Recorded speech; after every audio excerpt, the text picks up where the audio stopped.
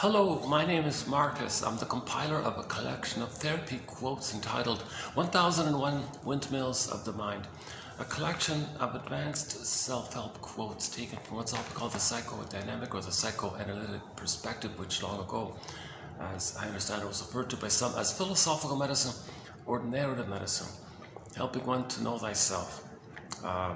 So the famous injunction, to know thyself. And because we're the only ones that can be conscious of ourselves. There's only one hominid. There's only one hominid around. That's us, Homo sapien, and we're the only, and only this one hominid grew the cortex, meaning we can be aware of ourselves. Now, then embedded in this function of being aware of ourselves is that we need it. We need to use that to be aware of our traumatized self. If our authentic self is traumatized, we need the cortex to let us recognize it and then shine a light on it, see the trauma, try to now understand what we couldn't back then that caused the trauma, and have a level of like a basket of safety in our mind, like a container where we can admit the truth, and then nature does the rest. Okay, then now we can feel what we couldn't have felt. So the image is the firebird flies up, the phoenix flies up, inside out too, the orbs rush up. So this can be like just little awakenings, little mini ones, or it could be like a major one.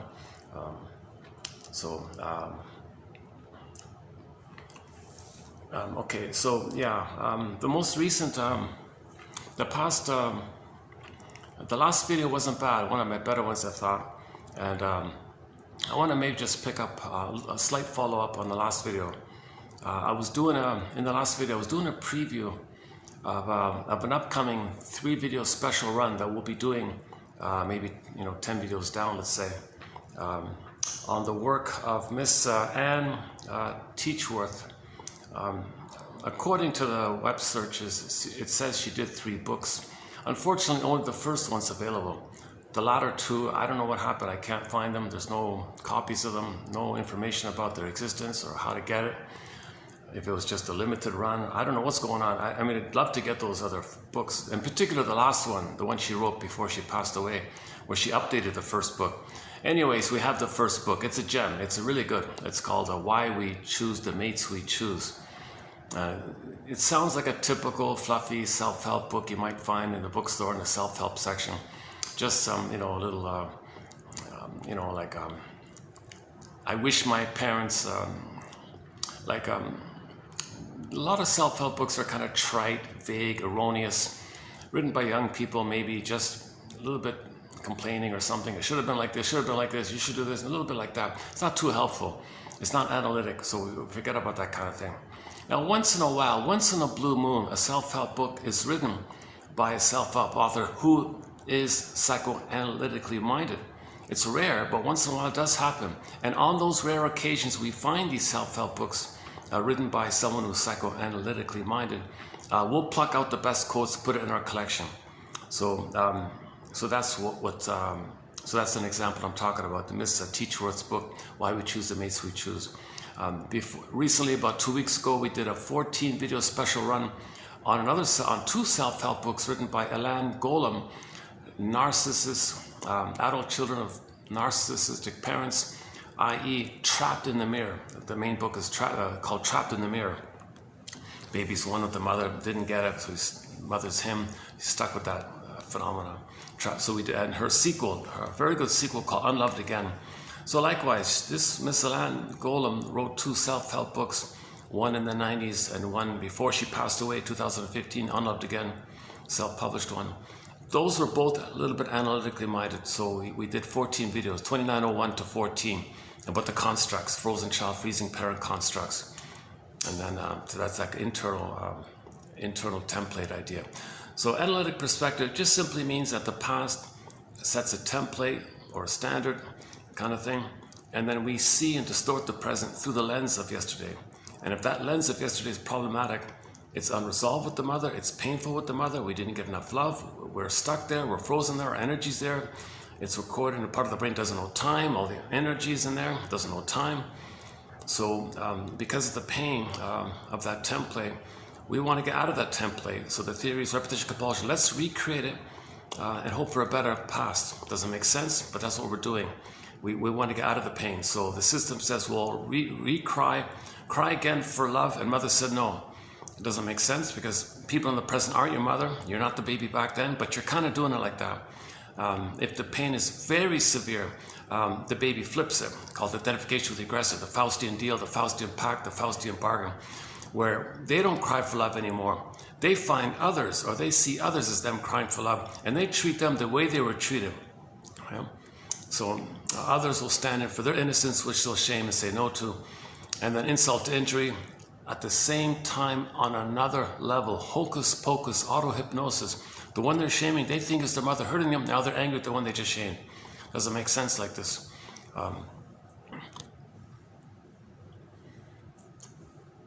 Okay, so in Alan Golem's model, you end up with frozen child, freezing parent. So memories of all the time that the child felt no good, my fault, never good enough. How can I please the mother? Always guilty. Am I defective? What did I do wrong? How can I please the mother? How can I control? How can I get some love from her? How can I cajole her or entice her or persuade her? What have I got to do? What do I got to do to please this impossible to please woman? She's traumatized. She wants me to heal her. Fine, I'll try to heal her. I'll try to save her. I'll try to fix her. I'll try to make her be a loving mother.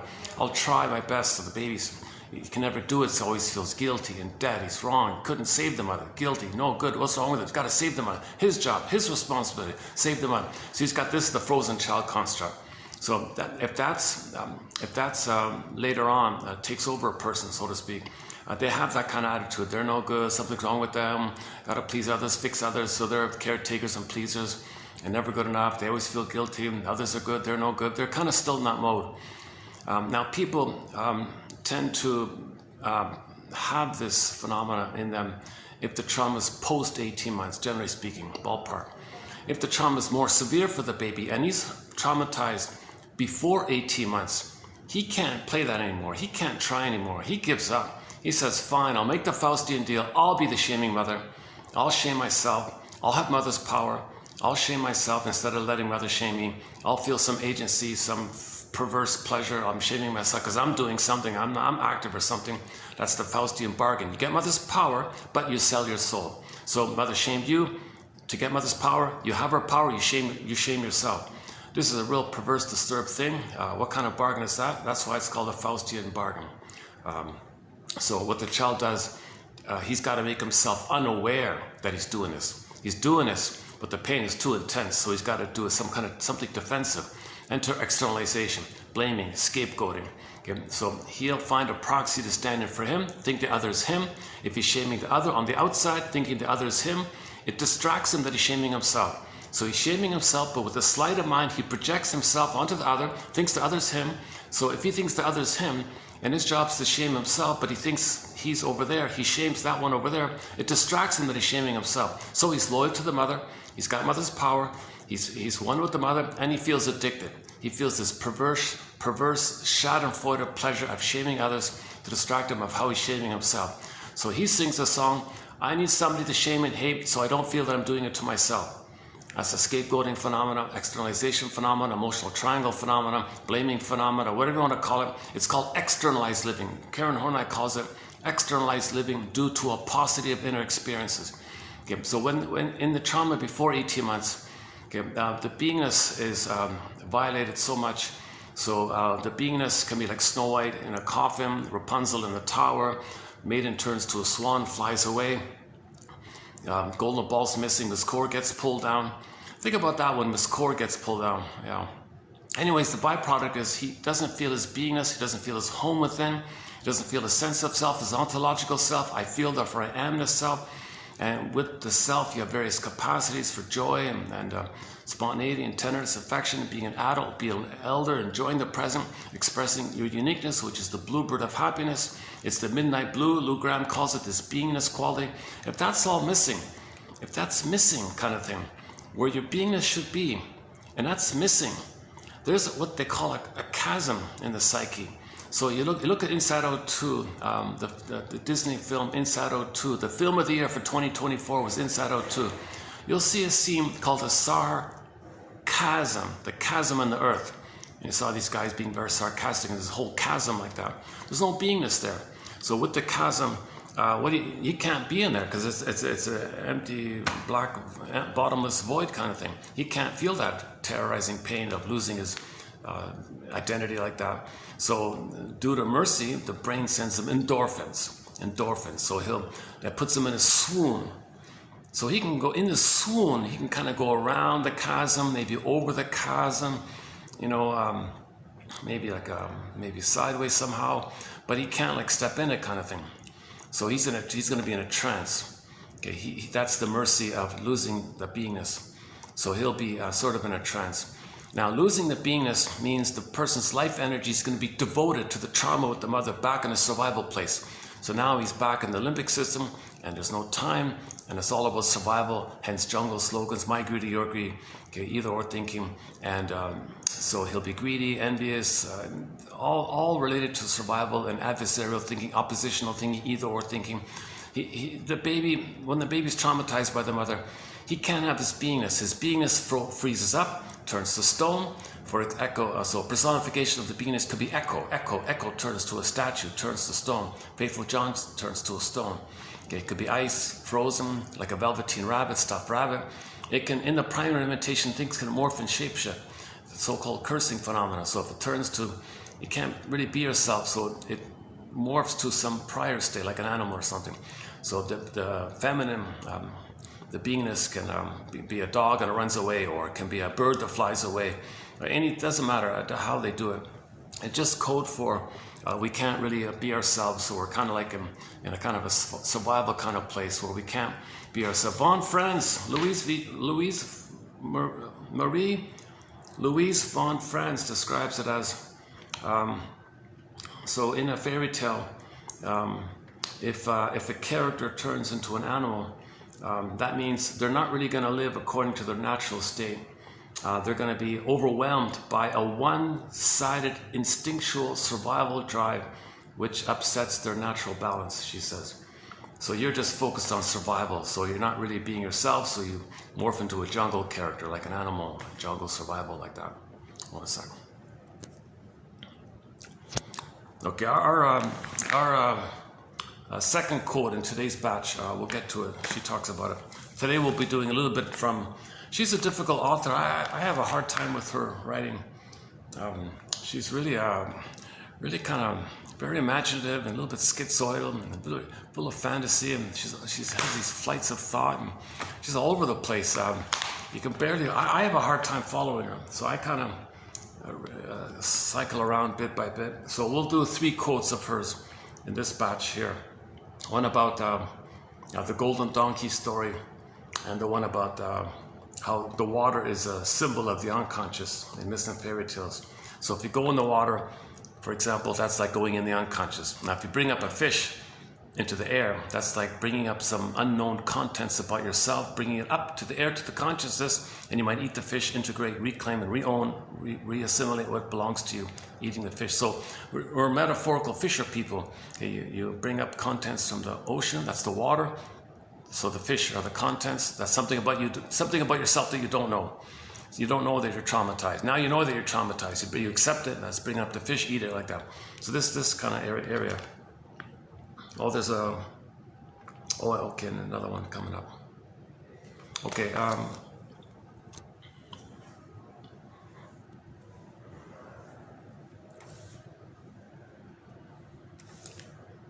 okay, so we're just talking about the Disney film Insight to Sarcasm. 2840 for a discussion on the film, and there have been numerous updates since that time.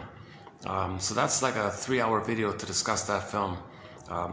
The world's only analytic interpretation of that film, you'll find it right here.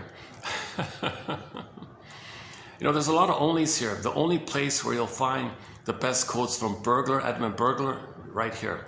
The only place where you'll find psychologically, psychoanalytically minded film and TV show quotes, you'll find only here.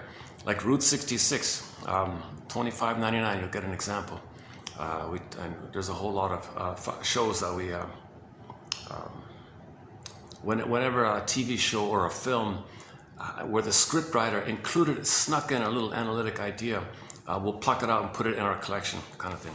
So we have like Harry Slaw, there was a couple, Judd for the Defense, there were a couple, you know, The Fugitive one, The Twilight Zone, we got a bunch from The Twilight Zone, and so on and so on. And like one or two, like for a sprinkling of a variety of shows. You know, the Happy Days, there's one, WKRP in Cincinnati, there's one, maybe Barney Miller, there's one, the Rhoda one, and maybe there's one, and so on like that. And so nowhere will you find a collection of these psychoanalytically TV show and film quotes. And classic films are in there. So the usual, like Spellbound, Now Voyager, Lady in the Dark, that uncertain feeling, and some of the classic films like that.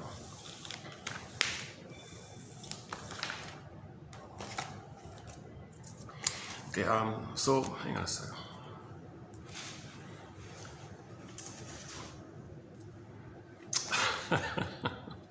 Just tidying up a little bit. Okay, so let's backtrack here. So yeah, that's sort of the starting premise here, that we're all born with a beingness at home within, ontological self, sense of self, this quality of beingness. It's meant to have a warm, pleasant feeling. That's called the golden ball. It resembles the sun. The sun is warm and it radiates. The golden ball is a symbol to remind you that our feelings are like the sun. We feel warm, and there's a little like a humming radiation, like it radiates. Oh boy, Jesus Christ. Yeah, there's a speaking mistake there. Radiates.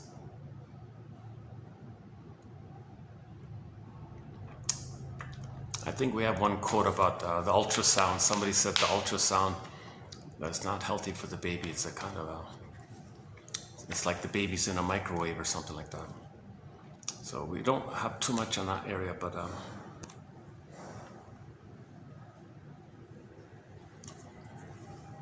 okay. So back to the basic premise. So the theory is we're all born whole. We're all born with the beingness. So, and we have our golden ball. So it's a complete kind of thing. Assuming there's no prenatal trauma, prenatal distress syndrome, assuming everything's okay in the uterus, okay, mother's not drinking, smoking, going to rock concerts, baby's kicking in the cord and the cord is twisting, baby's in a panic, kicking, not getting enough oxygen, afraid to kick one more time because he might lose oxygen. He's in a terrifying kind of state. So he thinks that the uterus is not a friendly place. Then he may later on think that the universe is not a friendly place. If the uterus is not a friendly place, imprint, once you create an imprint, that's intrapsychic, and then you see the outer according to that template. That's what the analytic idea means. There's some kind of template we create, some kind of blueprint, schema, schemata, working model, endopsychic structure, intrapsychic structure, intrapsychic society.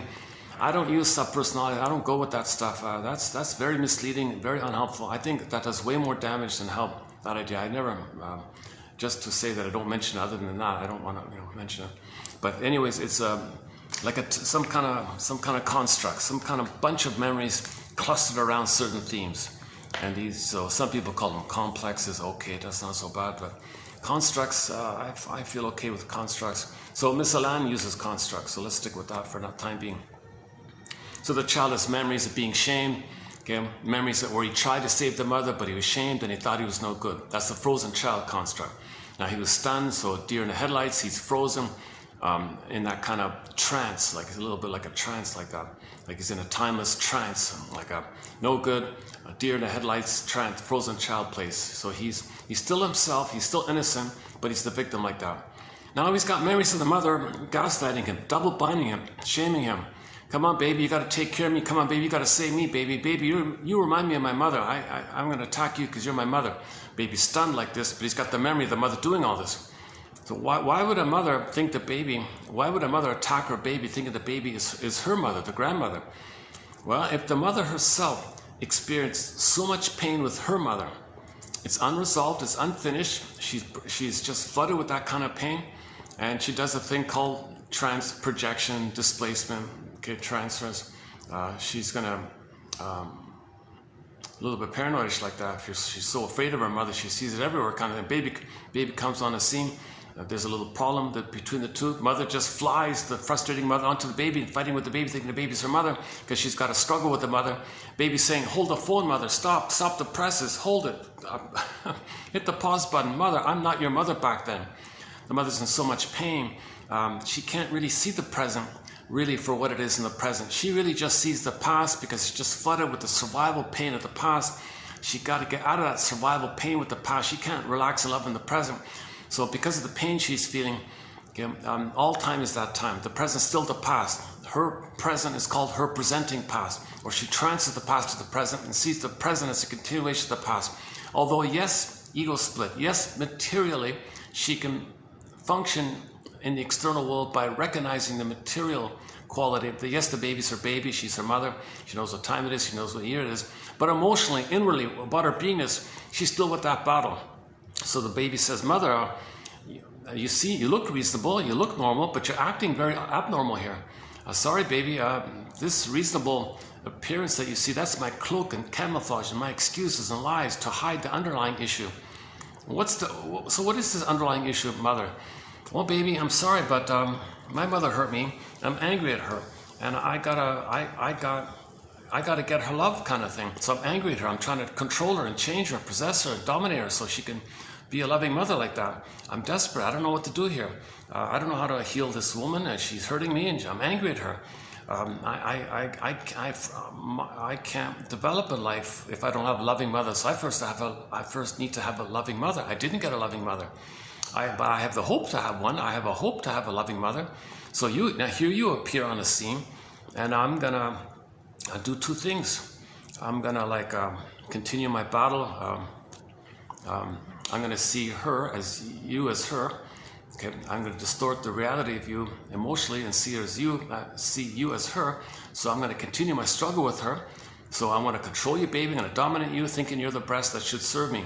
So I want you to attend to me and respond to me, and be nice to me and feed me and do what my mother should have done. I'm going to parentify you. I'm going to make you be my good mother. Yikes, baby. Yikes, mother. I can't do that. Well, I got this compulsion to get my niece married.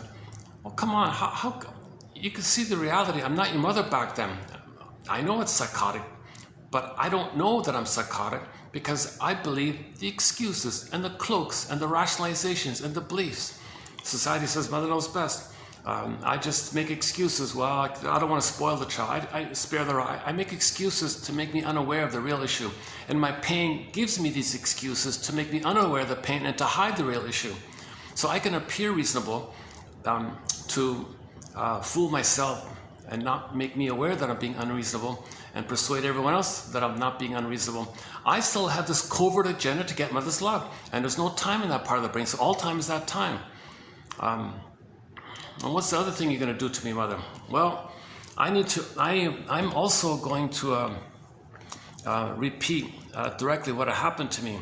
So another thing I'm going to do is, babies, I'm going to see you as me. I'm going to play the shaming mother because I made the Faustian deal. So I'm going to see you as me crying for love. I'm the mother who said no to me. You're me. I say no to you because she said no to me and I'm her. Hocus pocus. I see you as my mother and I'm angry at you. You mean, mother, you're going to see me as you back then?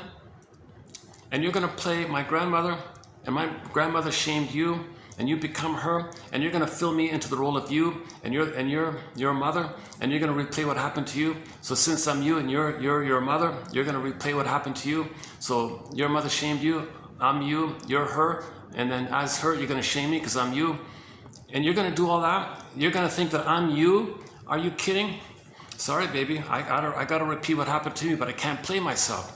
I can't play myself anymore. I need a proxy. I need someone else to play me, to make me unaware that I'm shaming myself. I need you to play me so I can shame you.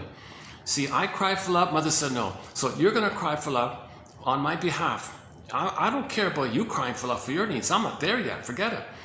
I'm just going to use you to play the role of me crying for love. And I'm going to say no to you because that's my hope. I have this magical fantasy hope that if you cry for love on my behalf, thinking I'm back in the nursery and I'm the mother who says no to you, maybe some magical thing will take place and I'll get the love that was needed. Well, that doesn't make sense. If you're shaming me, how can you get loved if you're the one hurting me and I'm you? It doesn't make any kind of sense.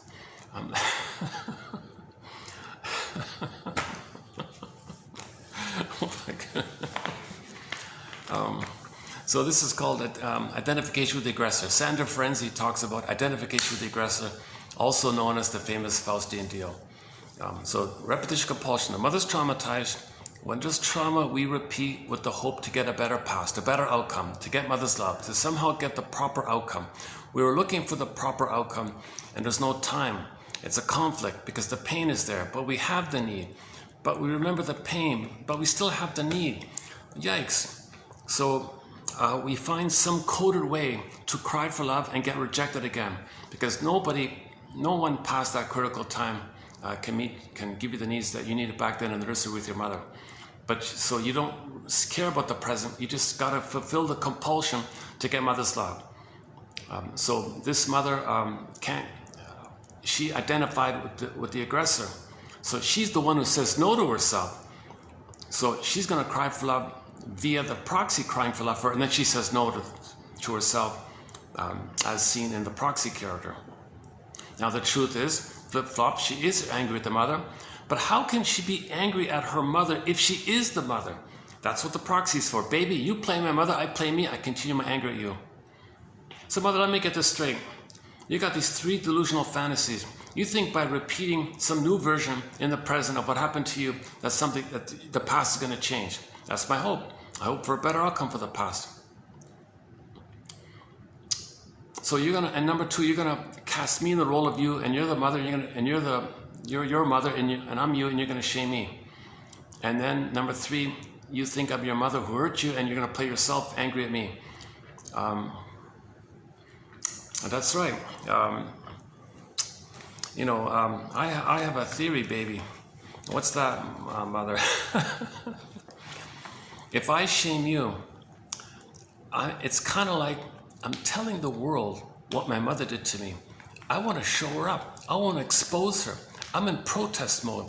So I'm telling the world, hey world, look at what my mother did to me. You see my baby here? My baby will play me back then. I'll play my mother back then. And I'm going to show you what my mother did to me. The baby's me. I'm the mother. Look, world. I'm going to be the mother. You see, I'm going to shame my own baby. And where did I learn this, world? World, come on, world. Where did I learn this? Mother did that to me. I became her. That's where I learned it from. Come on, I want some justice here. I'm in protest mode. I'm showing her up. So she thinks, oops. Oh, somebody wants to use the room. Hold on a second.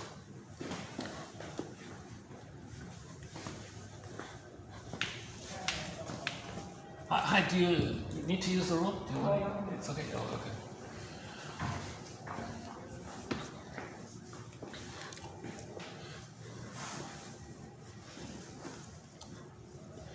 I was just peeking around. The main restaurant part's filled, so this is the overfill kind of section. And let me use this.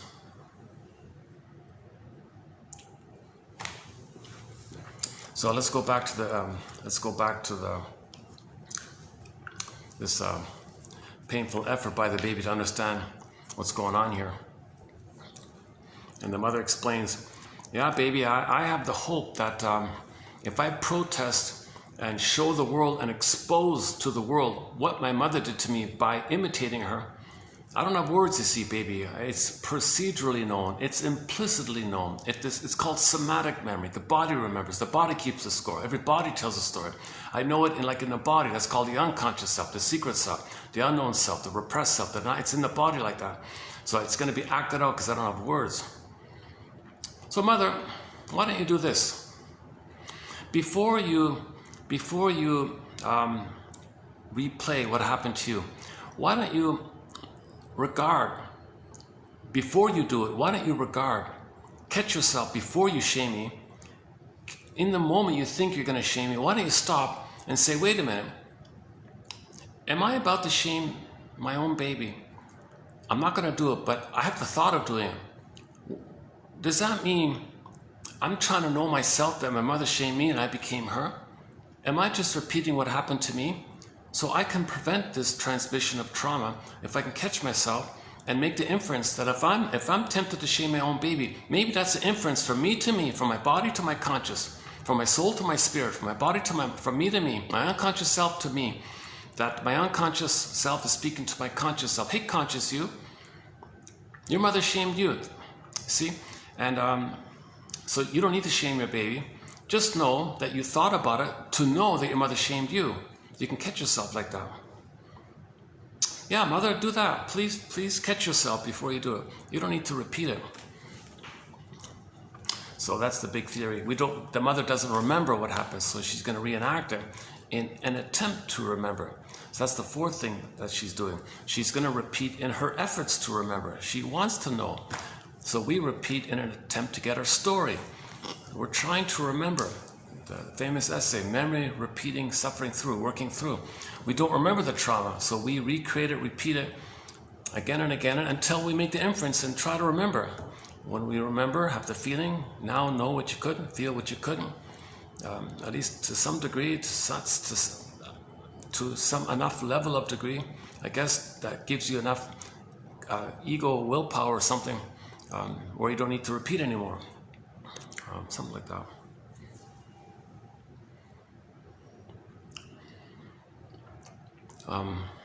Okay, let's go.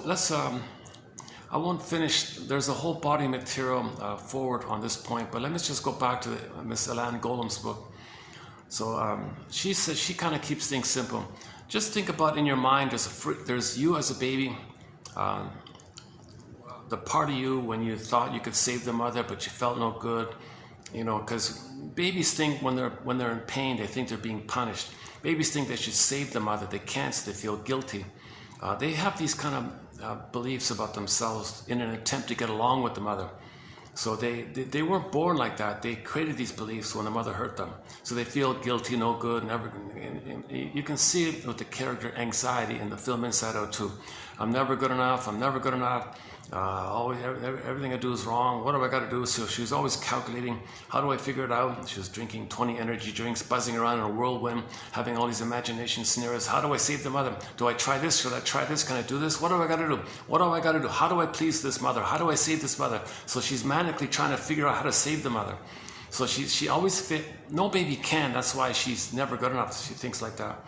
That's a belief that babies put upon themselves in an attempt to have a loving mother. They're trying to have a loving mother. So the closest thing they can get to it is by thinking, well, she's got to be good for my survival, and I'll just assume I'm born bad or something like that. He wasn't born bad, but he'll just think it like that. That's why in midlife you got to update the thing, because you don't want to live like that your whole life. The baby temporarily believes this kind of thing, right? However this video ends up, I recommend the last one. I did Miss Anne Teachworth's exercise about the 3 chairs, her famous 3 chairs exercise, which I just learned about. So I might let me check the battery here. Okay, I'll know in a minute if the battery's going to hold out here.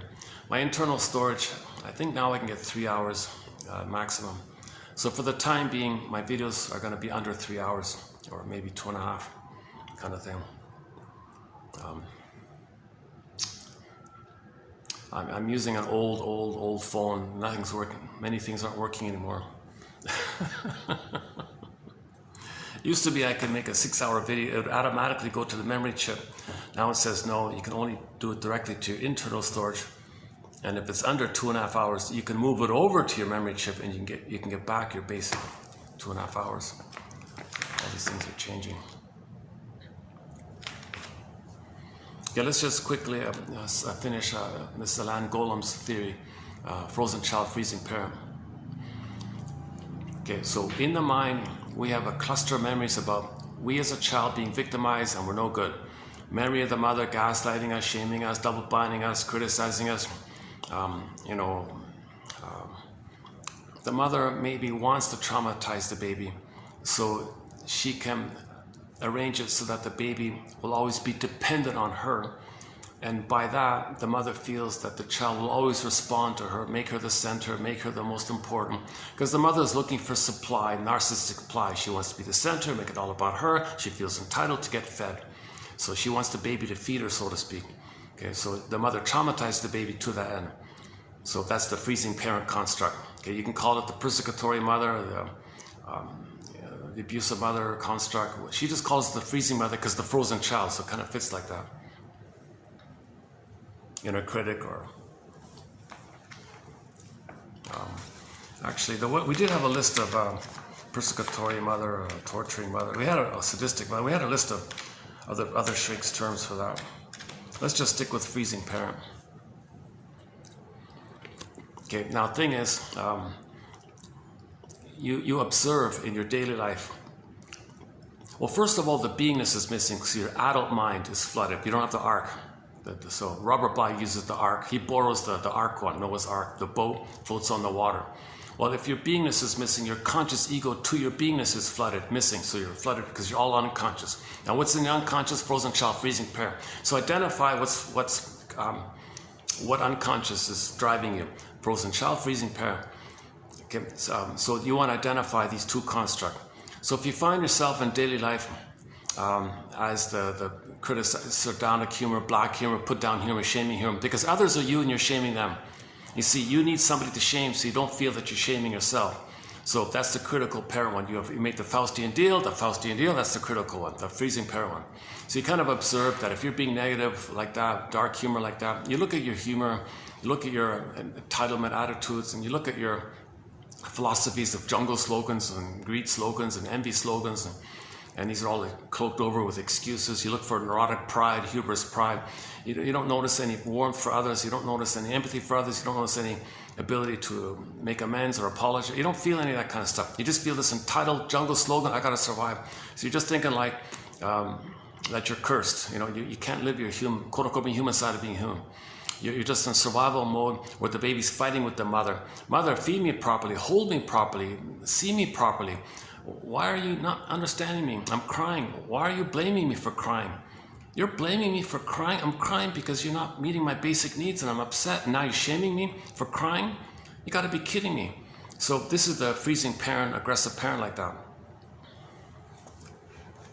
So the baby's in survival mode. The baby just now at that point, he's fighting for his life. He thinks he's a goner. If the baby's needs don't get met, he thinks he's a goner. He thinks he's a goner. If the mother doesn't meet his needs, if he doesn't get the attachment with the mother, you can pick whatever theory you want about this. Most people seem to think it's some kind of ancient memory that any mammal, if he's left alone, the tiger's gonna come. So he's got a lot of fear like that. No mother, I'm alone in the field, tiger's gonna come, flooded with cortisol, he can't run. So he's terrorized like this. Or simply or just generally speaking, no baby can make it on their own if there's no mother. The baby can't walk, crawl, ask for help, do anything. He's going to be gone, or he'll die of thirst and hunger or whatever. Jesus Christ. So whatever theory you want to use for why the baby thinks he's a goner, if his needs don't get met, it doesn't matter, I think.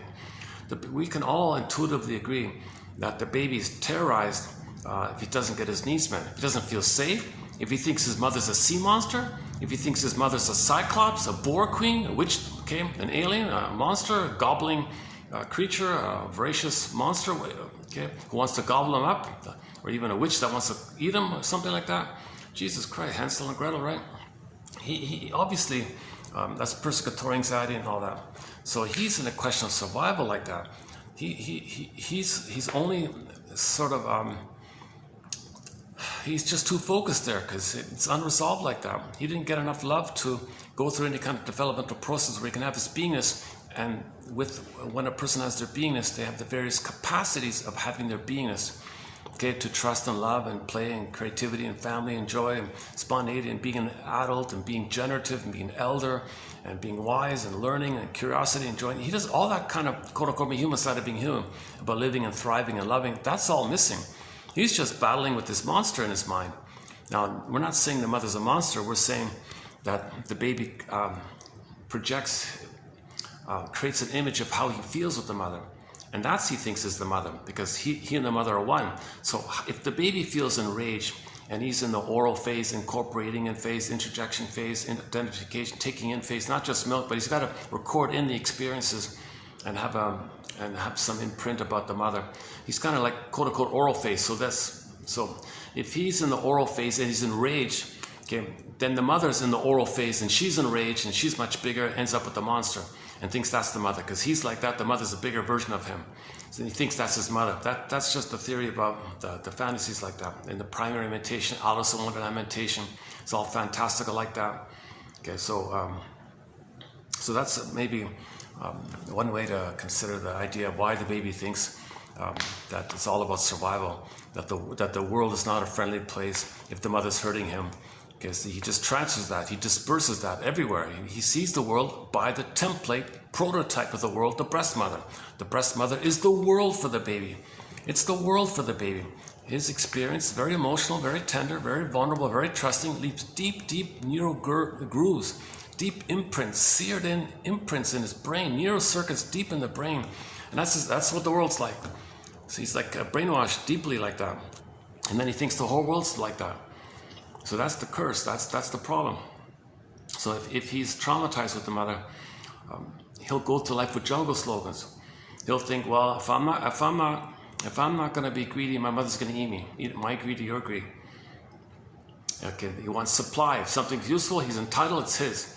If he doesn't get seen as important, he's angry because he thinks he owns things. The way the baby thinks he owns the breast, he thinks he owns things.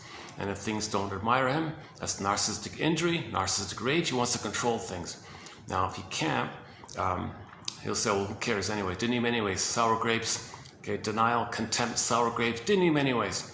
So they have this survival mode all the time. Okay, so there won't be, he didn't reach the place of love and empathy and care. Those qualities haven't entered into the psychological picture because the psychic structure needed to have love and empathy is at least getting past 18 months. You know, he didn't get past 18 months. If the baby didn't get past 18 months, if he's traumatized before 18 months, he develops sort of the stinger personality patterns. Okay, the various narcissistic ones, the bully one, Iago one, lower functioning BPD one, again, a whole long list in that area. The commonality of the stinger personality patterns is A, the Faustian deal, the Faustian bargain, the Faustian pact. They're going to be the mother who shames themselves. They sell their soul like that. They're going to shame their own soul to be one with the mother. So they got to have a mother. The only way to have the mother is to shame themselves. So they sell their soul to have a mother. That's the Faustian deal. So again, as just mentioned, to not feel the pain of it is they are desperate to find someone else to stand in for them, to distract themselves, and they'll shame them thinking they are them. Then they don't feel that they're shaming themselves. So that's how they deal with the Faustian bargain. Now they can do this forever. That's why they live forever. That part of the brain is timeless, no time, no time, timeless, timeless, no time. So that's why they say he lives forever. He can do it his whole life and there's no time, so he lives forever. You put it together, that's why they say he lives forever. And he's got mother's power. That's the bargain. He gets mother's power. So he feels all that grand power. He's a mother, omnipotent, powerful mother from the baby's point of view. The mother's like a god, omnipotent, powerful entity like that. He can do anything, feels entitled. Jesus Christ, eh? But so Goethe did a pretty good job, as I understand it. My understanding of the story is mainly by Robert A. Johnson, his book called, one of those little books of his. It was a transformation, something like that. Or, yeah, one of his little books, yeah. Was it the he one? Not the she one, obviously. Maybe it's, yeah, so when I say Robert A. Johnson, I mean the psychologist, not the musician. We have a few of his quotes, not too many. Oddly enough, we don't really have too many quotes of his. He was he passed along knowledge, so that was kind of helpful. But I have a mixed feelings about his work. I never really got into his dream interpretations and all that. And some of his explanations about the principles of primary mentation thinking, that's okay, and like the timelessness and.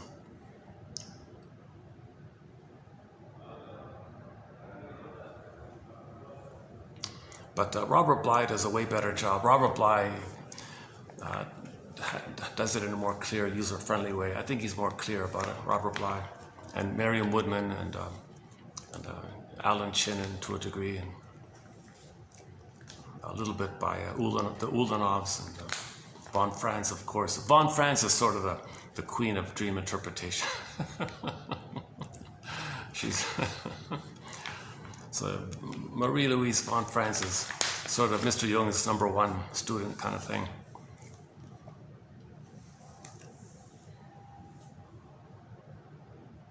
There's like a 9-hour video of The Way of the Dream with von Franz on there. Very tough character.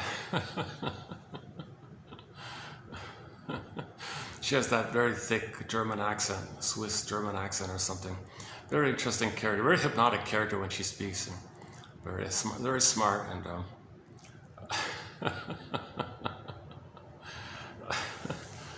so we'll have, yeah, so we got 3 of her quotes coming up on France. So, my first exposure, my first reference, the first quote I have of hers is that Puer Aeternus book, the Peter Pan book of hers called the Eternal Youth book, Puer Aeternus. In the opening pages, she talks about, as a therapist, when people come to visit her for help, on the rare occasion, somebody with the Peter Pan syndrome or the narcissistic personality pattern, think of little princes and gods and all that, when they come into the room, she's one of the rarest people that can do this. But here's what she says to them. Oh, so you think you're so special and you're a little god and a little king like that, it's all about you? Wow. And you know what? That person thinks the same thing. He thinks the same thing. That one over there thinks the same thing. That one there thinks the same thing. Oh, hi there. Do you need to... Oh, hold on. Do you want to... It's okay. Do you want to use the room? I'm going to go out and then I'll come back later. Yeah, so you'll come in. It's okay. Yeah. Okay, let's try the restaurant part. But you can continue. Well, that's okay. I'll be back in maybe 20 minutes or something. Okay, like that. okay. Yeah. Enough. Yeah, enough. Okay. Thank you so much. That's okay. Yeah.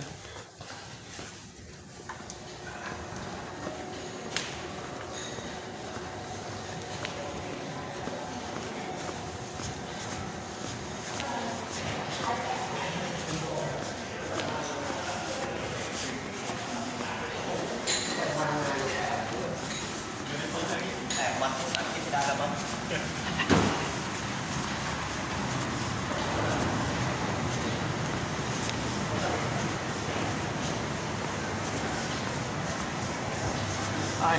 I'm just going to serve there for a while. Is that okay?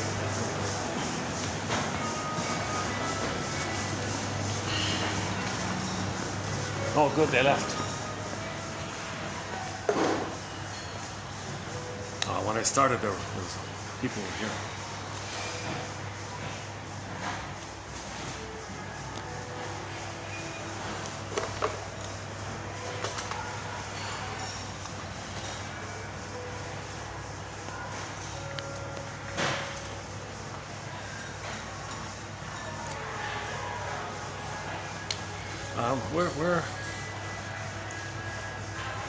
Where was I just then? Can somebody remind me?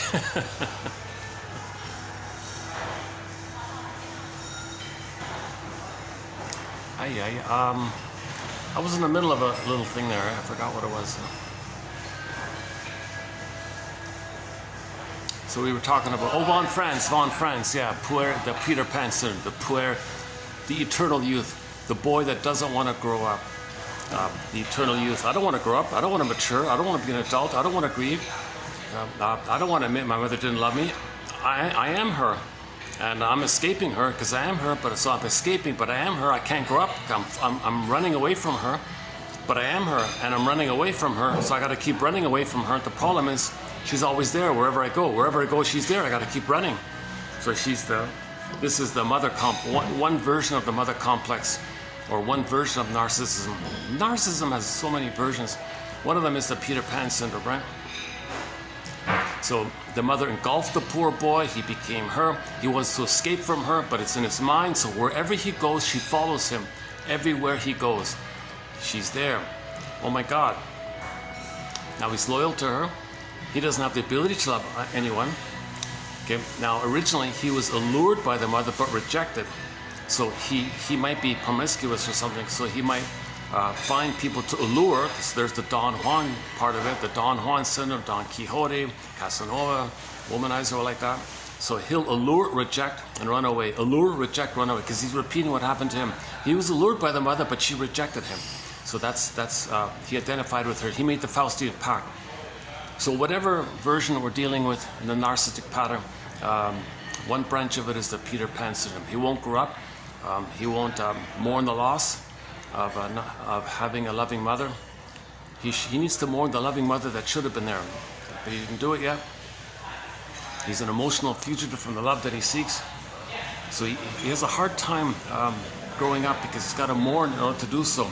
Mourning is the pathway to maturity, but he has a hard time mourning because he is the mother. How do you mourn the loss of the mother if you never had a mother and you need a mother? How do you mourn? You have no ability to mourn. You have no basic love foundation to stand on to mourn. You have no ground to mourn. You have no beingness to mourn. A person mourns. Who mourns? A person's got to mourn. He's got no personhood. I mean, authentic personhood. He's got this delusional, dreamy thing that he's, so a little prince or something in his mind like that.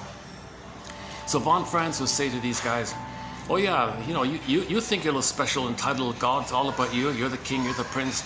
You're entitled. You're special. It's all about you. Everyone else is just there to serve you because you're a little god like that. And he thinks that, and that one over there thinks that one, and that one over there thinks that, and that one there thinks that, and that one up there thinks that, and that one on the wall thinks that. I don't get it. How are you special if you're all like that? How are you so unique in one if you all have the same thing? She's the only one that could pull that off. She's the only one that could directly, bluntly say something like that to a narcissist, because they'd be enraged at the thought. They'd be enraged to be confronted. But she's got that crusty kind of a conviction about her. I don't know what it is. She's got that, maybe a strong confidence to do that or something. But usually, if narcissists wants to be fed, they want to be seen as center, and if you question them, that's a narcissistic injury. You mean I'm not a little god? I'm nothing? I mean, they feel that chasm, they freak out, they can't do it. Anyways, von Franz, yeah, von Franz. Where's my bag? Oh, back in my bag.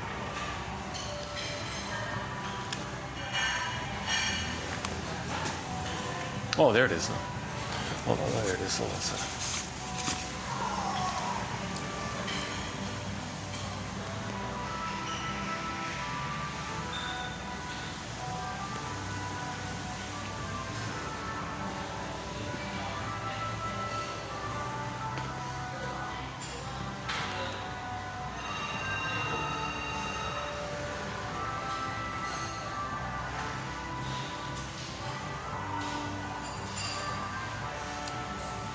So narcissism, we've got a lot of good quotes on narcissism. You and the Narcissist by Kimberly Harding, Elan Golem mentioned before, called Trapped in the Mirror. And then It's Not You, It's Your Mother by Danu Morgan, is that right? Masterson, of course, has quotes on narcissism. Masterson has a very gentle, delicate approach to dealing with those with narcissism. It's a thing called mirroring interpretation of narcissistic vulnerability. Because they're so fragile, right? And they're so that's described in his books. I won't try to do it here. I'm not a shrink, by the way. I'm just passing along interesting quotes. I only have a BA, disclaimer, I'm not a shrink. I have not been analyzed. I wish I could relay what I learned from the process myself. I'm just trying to learn his perspective. But the interesting byproduct is the world's only and greatest, one and only compilation of analytic quotes is here. Nothing like it out there. And nothing. Decades ago, there's a book called Wit and Wisdom and Dynamic Psychotherapy by a guy named Gregory Bauer. But if you take away the convoluted Freud quotes, the translation issue, he's got a couple of hundred there left, maybe. We plugged out the few that are okay in there. That's it. There's nothing else, really. This is really the most comprehensive, in-depth, clearest, most helpful compilation, 10,000 of the greatest quotes from psychoanalysis, the psychoanalytic perspective. And we include self-help material. So today's topic from coming up, it's a Gestalt exercise which we can consider to be a self-help exercise. But it has an analytic appreciation about the templates and the scripts and all that.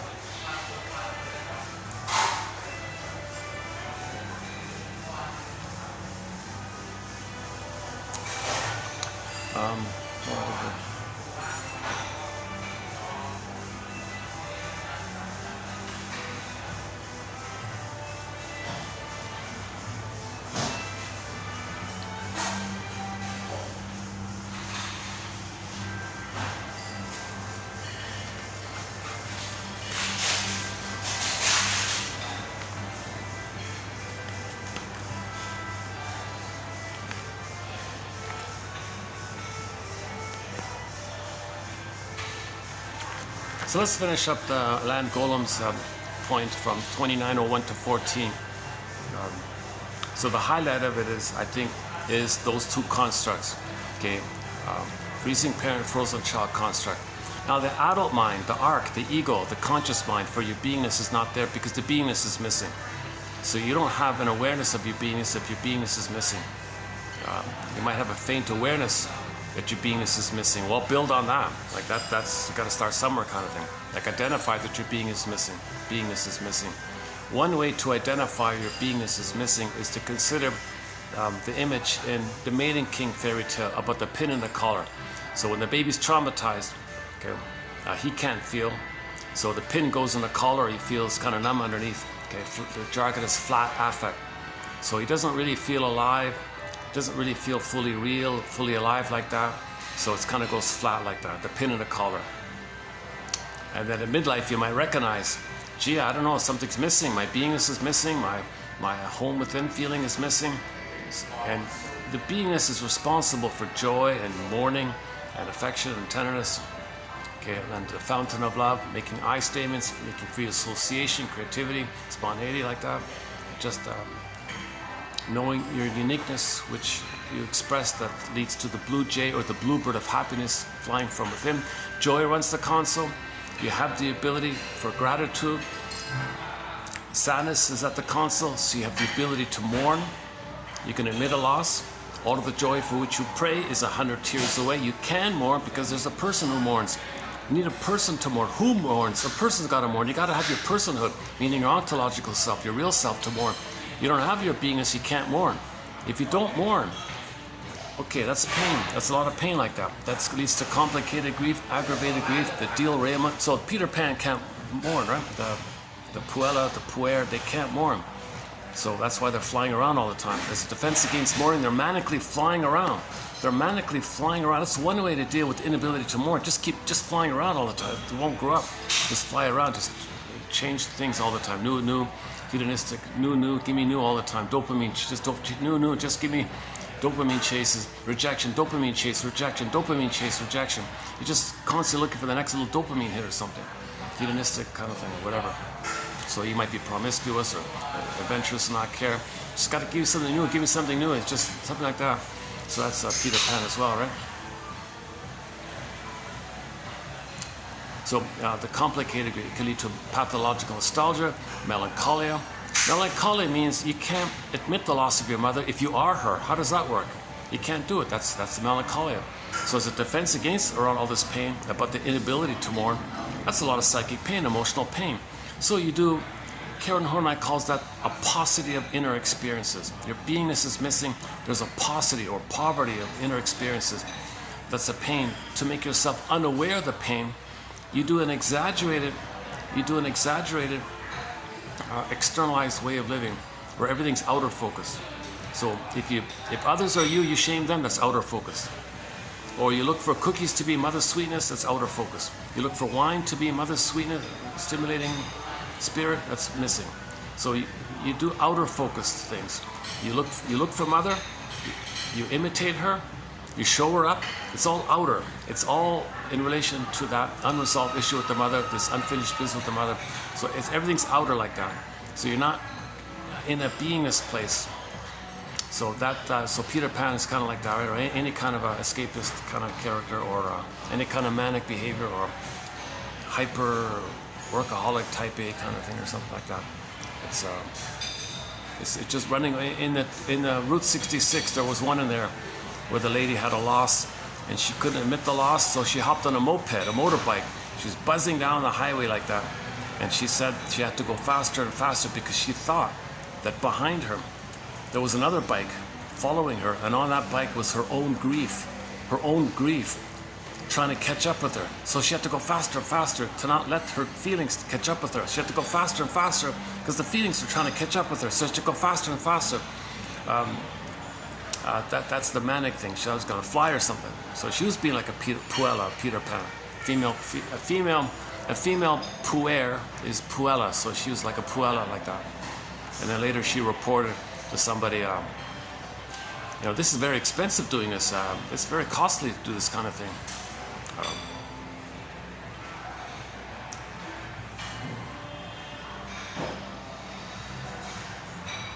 In the fugitive story, similar idea. He was a fugitive from the justice he seeks. That's code for the baby is running away from the mother that he seeks. He seeks mother, but he's running away from her while he's seeking for her. What a mess, right? So he's always going to be in flight like it. The Peer Gynt story, another good example. The Peer Gynt story, Ibsen, Peer Gynt. He also had to, quote unquote, be true to his fantasy that he's a little prince and a little god. So he always had to be true to his defensive self, where he took refuge in the time in the uterus when he was a little king and a god.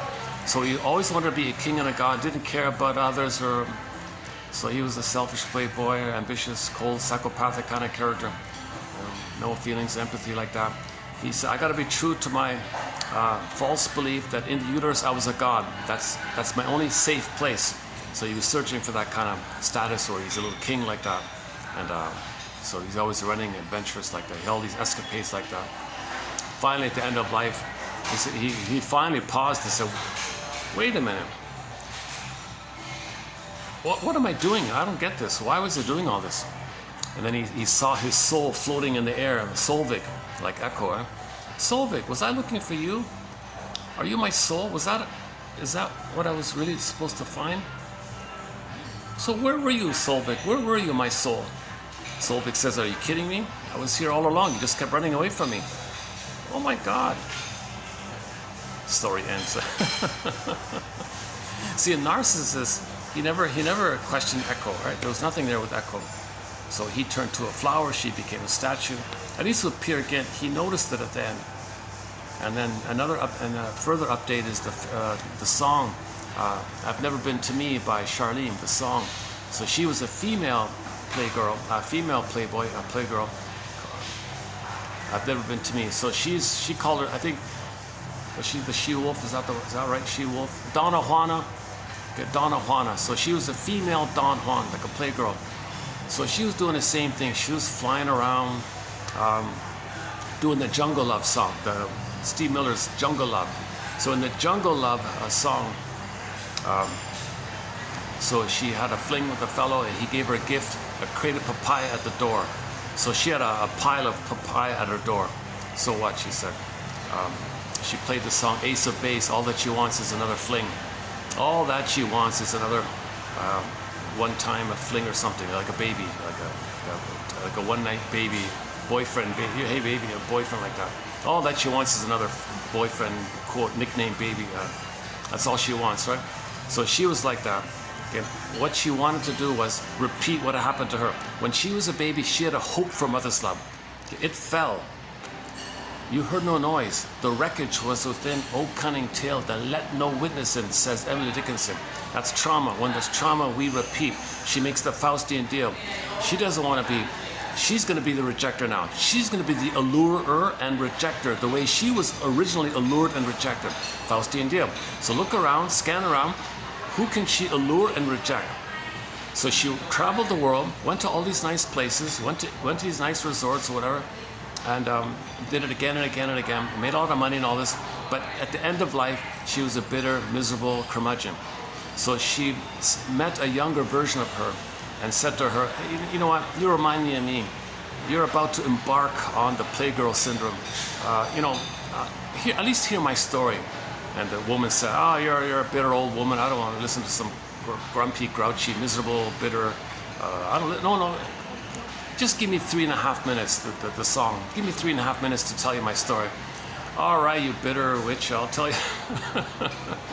Fine, I'll hear your story. And the song was, well, young lady, I did this, I've been there, I did that, and been there, did this, but I've never been to me. I've never been to me. You, young lady, you have a chance to be to you. If you do what I did, you'll never be to you. It's an empty, shallow, miserable life, and you'll end up like me, a miserable, bitter, lonely woman.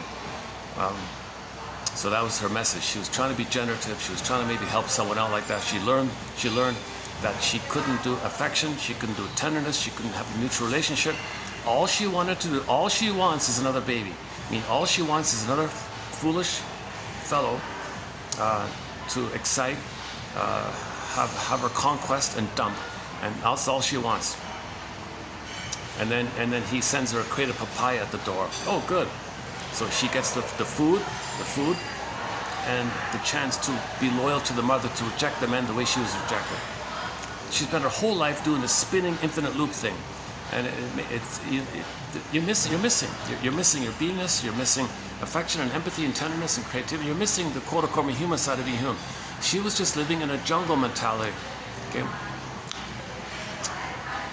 So she says, either I'm gonna allure and reject, or I'll be allured and rejected.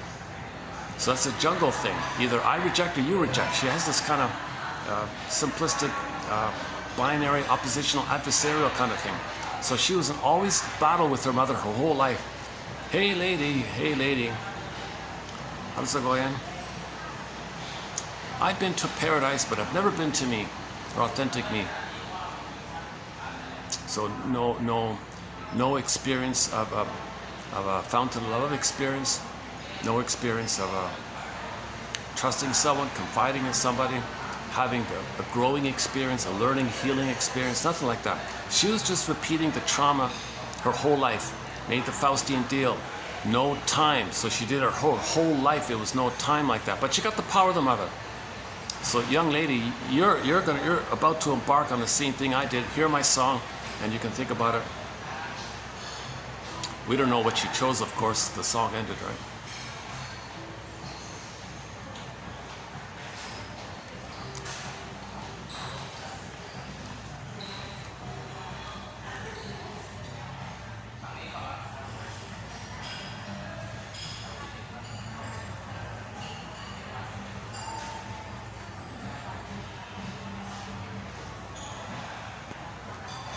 Well, let's finish Alain Golem's. So let's go back to frozen child, freezing parent. Okay, so because there's no beingness, there's no consciousness of your beingness, you're dominated by the freezing parent mind or the frozen child mind. Now, if you're traumatized prior to 18 months, the tendency will be to be dominated by the freezing parent one. That's the stinger one. If you're traumatized post 18 months, you still have a kind of a hope to save others and fix others and please others. So that's the frozen child one. That's like the clingers and the pleasers. So now you got the stingers and the clingers kind of thing. Based on the 18-month mark is sort of that transition of when in normal development, the infantile megalomania, the megalomaniacal self, the glorified, thinking little god, little prince, all that stuff dissipates. You're not a little god. Everything doesn't belong to you. You're not the center. You're not. Others aren't things to serve you. Others aren't symbolic breasts to serve you, and you don't see them as people. Post 18 months, oh, we're people to people. You're entering into the human realm, the fairy tale realm versus the mythological. I don't know about that part. Chinnen has a different theory about the difference between myths and fairy tales. I'm still kind of experimenting with maybe trauma before 18 months. It's more mythological, right? Exaggerated characters. Fairy tales a little more down to earth, a little more personal, down to earth or something. He says no, fairy tales are just examples of the general pattern of the myth. So the myth is the more broader general pattern, and fairy tales are just specific examples of it.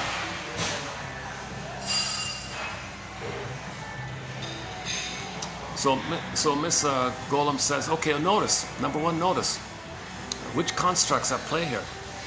Okay, then you say to yourself something like the closing narration in the Twilight Zone episode, One Life Furnished in Poverty. Let's see if I can dig it up here quickly. There's an episode of the Twilight Zone called One Life Furnished in Poverty, which says, quote, "It's rather bittersweet how we spend so much time trying to justify ourselves to the shadows of those who are long gone." So that sentence is key. You're trying to justify yourself. You're trying to win, please, placate, cajole, wrench, ring, love, persuade your mother. But who are you talking to, really? In the present, who are you dealing with? You're dealing with these echo voices from people from another eon, from another era, from another time. You got those voices going on, and you're trying to win love from these voices. So that's rather bittersweet, to try to win love from a voice, from people that's no longer around. the mother might be gone or something, but you got the voice going on, the memory going on, and the timelessness of it all. You're still trying to win love from this voice of a person that's no longer around, maybe. Okay, let's say the parents haven't passed away. Let's say you visit them on a holiday. You drive and you visit them, and you say to them,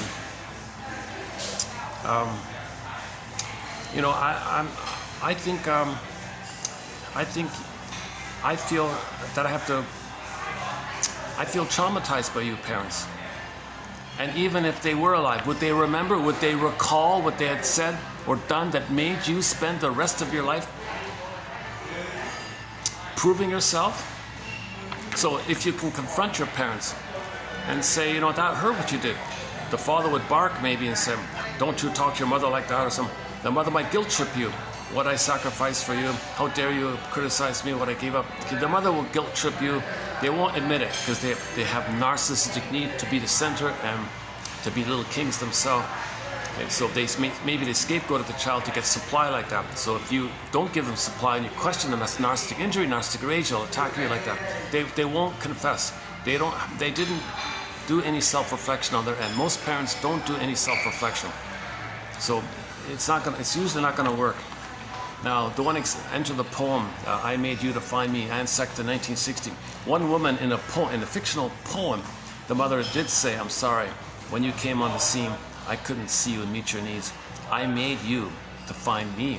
I didn't know who I was, so I specifically had you, so I can brainwash you to be a stable base for me, to be a reliable human source for me, from which I'll use you as a secure base for me to find myself. I made you to mother me. So that's sort of an exception. Okay, what about this? Let's say you could go back in a time machine instead. Let's say they're not around. Let's say you can go back in a time machine, travel back in a time machine. That's what he did in the episode. And let's say you can visit your childhood home and you can interact with the younger you and your parents like that, and just hang out a bit and see how things were like that, objectively more, from the adult mind. And if you could go back, wouldn't you learn that you were always the master of your fate? Okay, well, what they're doing in the Twilight Zone, the scriptwriter, what he's doing is, he wants you to realize that you decided things, hence you're the master of your fate. You made these beliefs to deal with the trauma, but you're the one that did it. So it's you in your mind, you're the master of your fate like that.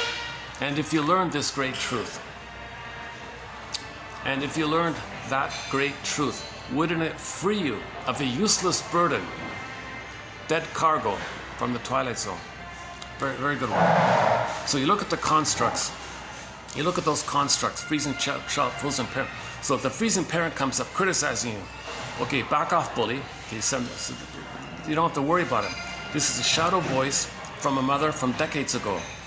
You're not in the nursery, your mother can't hurt you, but you're still trying to win her love and please her. You're still afraid of her kind of thing. Well, what for? So that builds the ego a little bit. Now that voice will jump up again. How dare you betray me? You're going to be yourself? I'm going to abandon you. Wait a minute, that trick you pulled on me in the babyhood time. As a baby, you said to me, baby, you're gonna be autonomous. I'll abandon you. You're with me or against me here. You got to sacrifice yourself to please me. Okay, mother, that trick was you pulled that on me. And when it's babyhood time, now that voice is coming up. I'm not gonna buy it. I don't gotta be afraid of that anymore, kind of thing. So you do your best to realize, to be in the present and build your adult mind. And now as an adult, you resume development, trial and error. What do you like? Interest like that. Now, if the frozen child parent, the frozen child construct comes up, okay, you gotta forgive yourself for believing those things. You believe those things to cope with the trauma, but you're out of that trauma. You're a survivor, so it's past. So now you say to yourself, I have a right for some happiness. Freezing parent, no, you don't. No, back off, bully. Mother, I have a right to be happy. I have a right to have some modicum of my beingness and pleasure like that. Or you're betraying me. How dare you betray your mother? It's a guilt trip. Back off, bully. So these are shadow voices, right? Isn't it bittersweet? So you gotta face this kind of honesty that your mother didn't love you. Okay, the truth is, you gotta call a spade a spade. In healing, you gotta call a spade a spade. Why didn't my mother love me? She didn't. Okay, so then you honor her by knowing that she was impaired. She didn't have the structure to love, but she tried her best. She would have if she could have. So three-dimensional. You gotta think in a three-dimensional way, vertical way, a both-and way. Some benefits, but the truth is, she didn't love you. Because she was impaired and she wanted to be loved by you instead. So that's a perverse thing, but she's crying for love. Everything's love. Her cry for love, the mother was crying for love.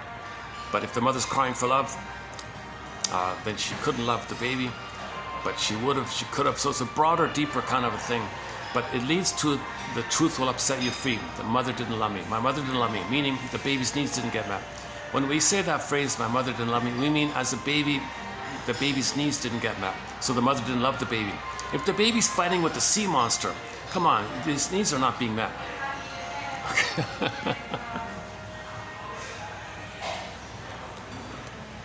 The sea monster version is prenatal distress syndrome. The mother's smoking while pregnant, not getting enough oxygen. So he's terrorized by the cord, 3 veins, and placenta makes a sea monster. I think that's his mother. His mother's a sea monster, fighting with the sea monster. He didn't even get paradise in the uterus. The mother didn't even give him a basic level of safety in the uterus. Come on, the mother didn't love the baby if she's doing that. If the mother smokes and drinks when pregnant, she doesn't love the baby. She's making it all about her kind of thing.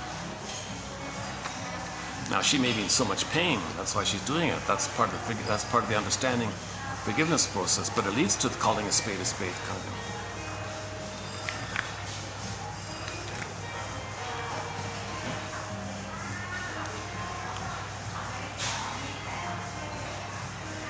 Okay, so that's maybe just a preliminary kind of thing.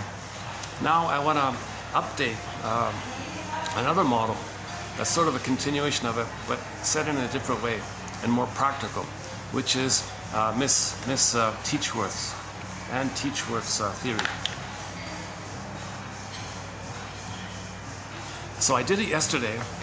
Let me just briefly summarize it here and add something to it.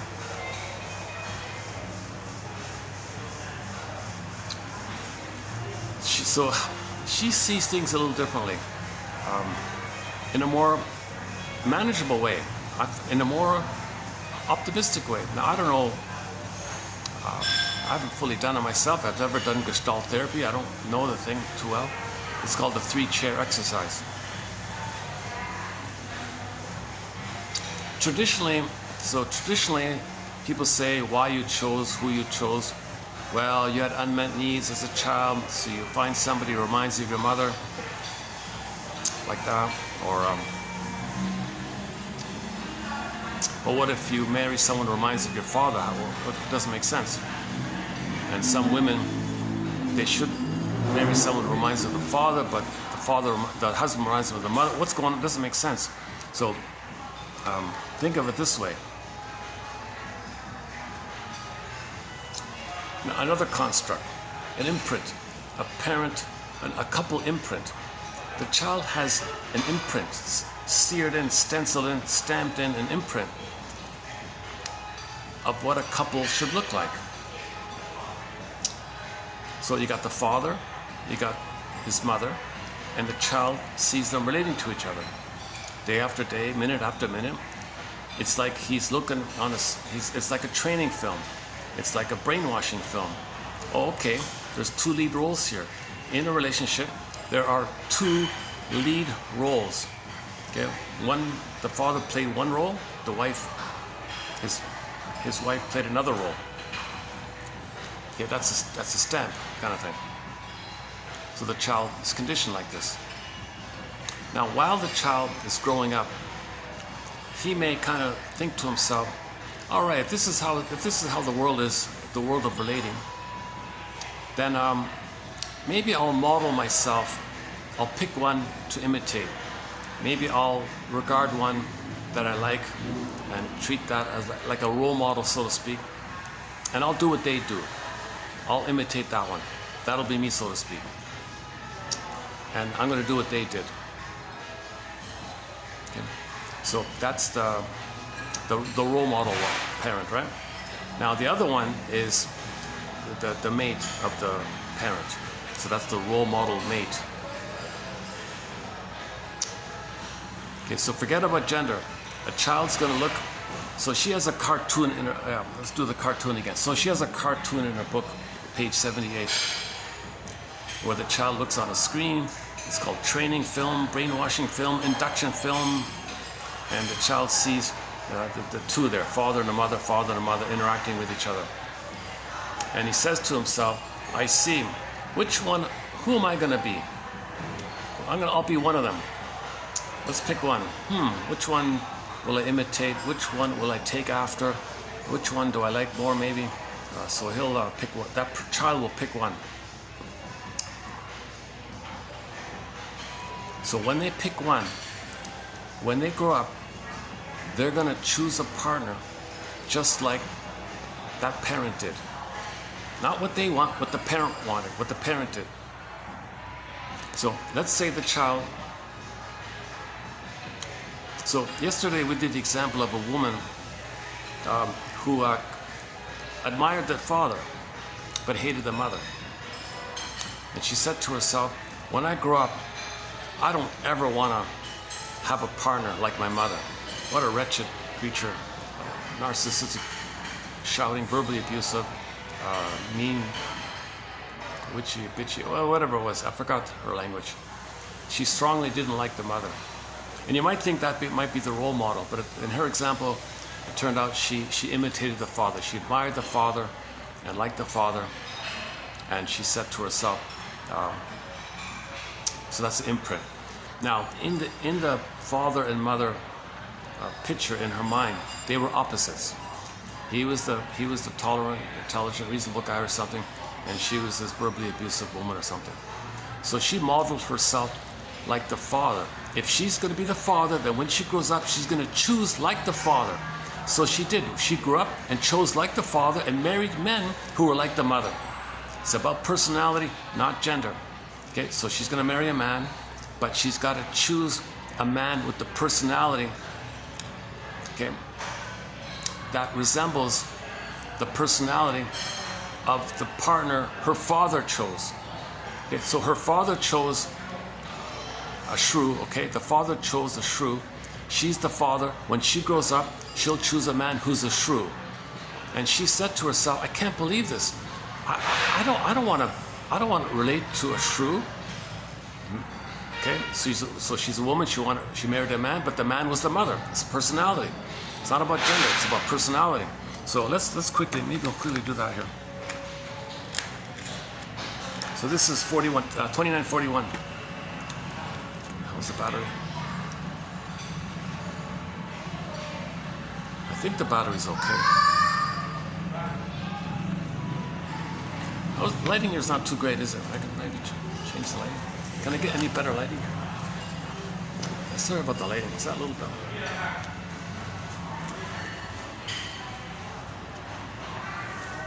If I do it like that's a little better, right? If I do that.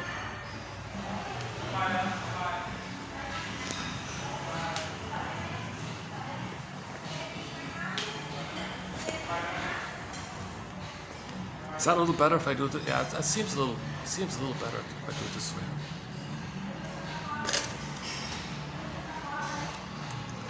Let's move the flower. Let's bring up the quotes. All right.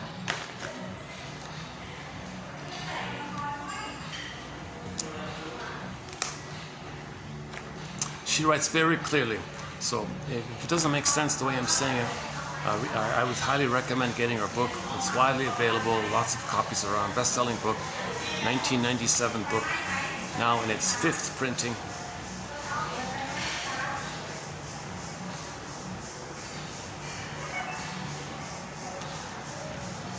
So in other words, we don't choose. You think you choose your partner? You have a conscious choice of what you want? You're going to choose the way your role model parent chose.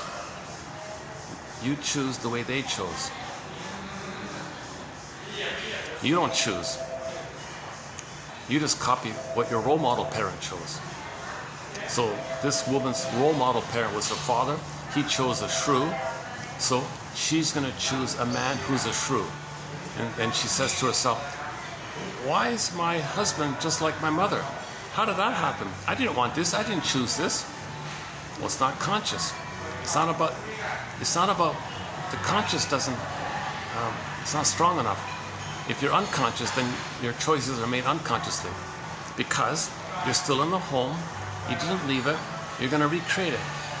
Okay, so in the present, you're going to recreate the past because you're still in the past. You got the template, that's your past, you didn't leave out of it. Okay, so you recreate in the present. So she'll play the father and find the man to play the mother, and they're going to replay their marriage like the parents. They're still there like that. Just she's the father and her husband's the mother. So she didn't leave home. That's like that, right? Now, if the person, what's going on here with my phone? Why is it freaking out on me here? I've got all these little blinking things on me here. Something about the contrast. Are you seeing me okay? I have these little dots and circles and contrasts and signs and bubbles and messages. What the hell's going on here? My phone's really been freaking out on me lately.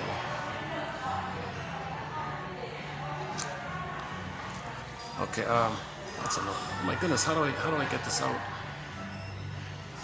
I'm afraid to shut the video off. Now, if the child had a model of the mother being functional and mature and generative and playful and happy, then that's what they'll create. They recreate the template. They don't know anything else. So if a person had a dysfunctional, if the child internalized dysfunctional parents, of course their marriage will be dysfunctional because it's a continuation and an ongoing repetition of the problem. When there's pain, we're still there. We didn't leave it. You want to get out of it. You want a better outcome so you can leave it. But the present isn't the past.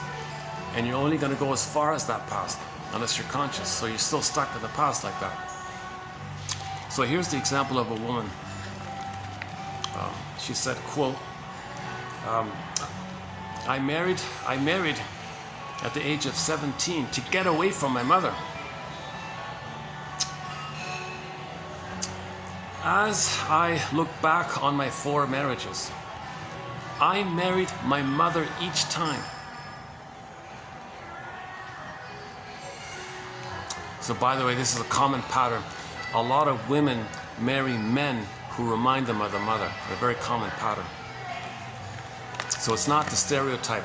Women marry men who remind them of the father, and men marry women who remind them. It's nothing to do like that. You got to think about the template. The template decides. The personalities of the template. You play one, find someone else to play the other, and you're still back in the past. New addition to the past.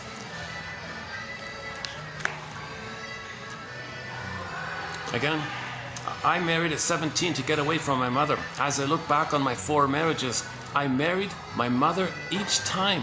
They treated me the same way she did. It's as if she was here all along in spirit, inside all my husbands. They were all like my awful mother, one and the same. I spent 10 years in therapy working on my inner child's relationship with my mother.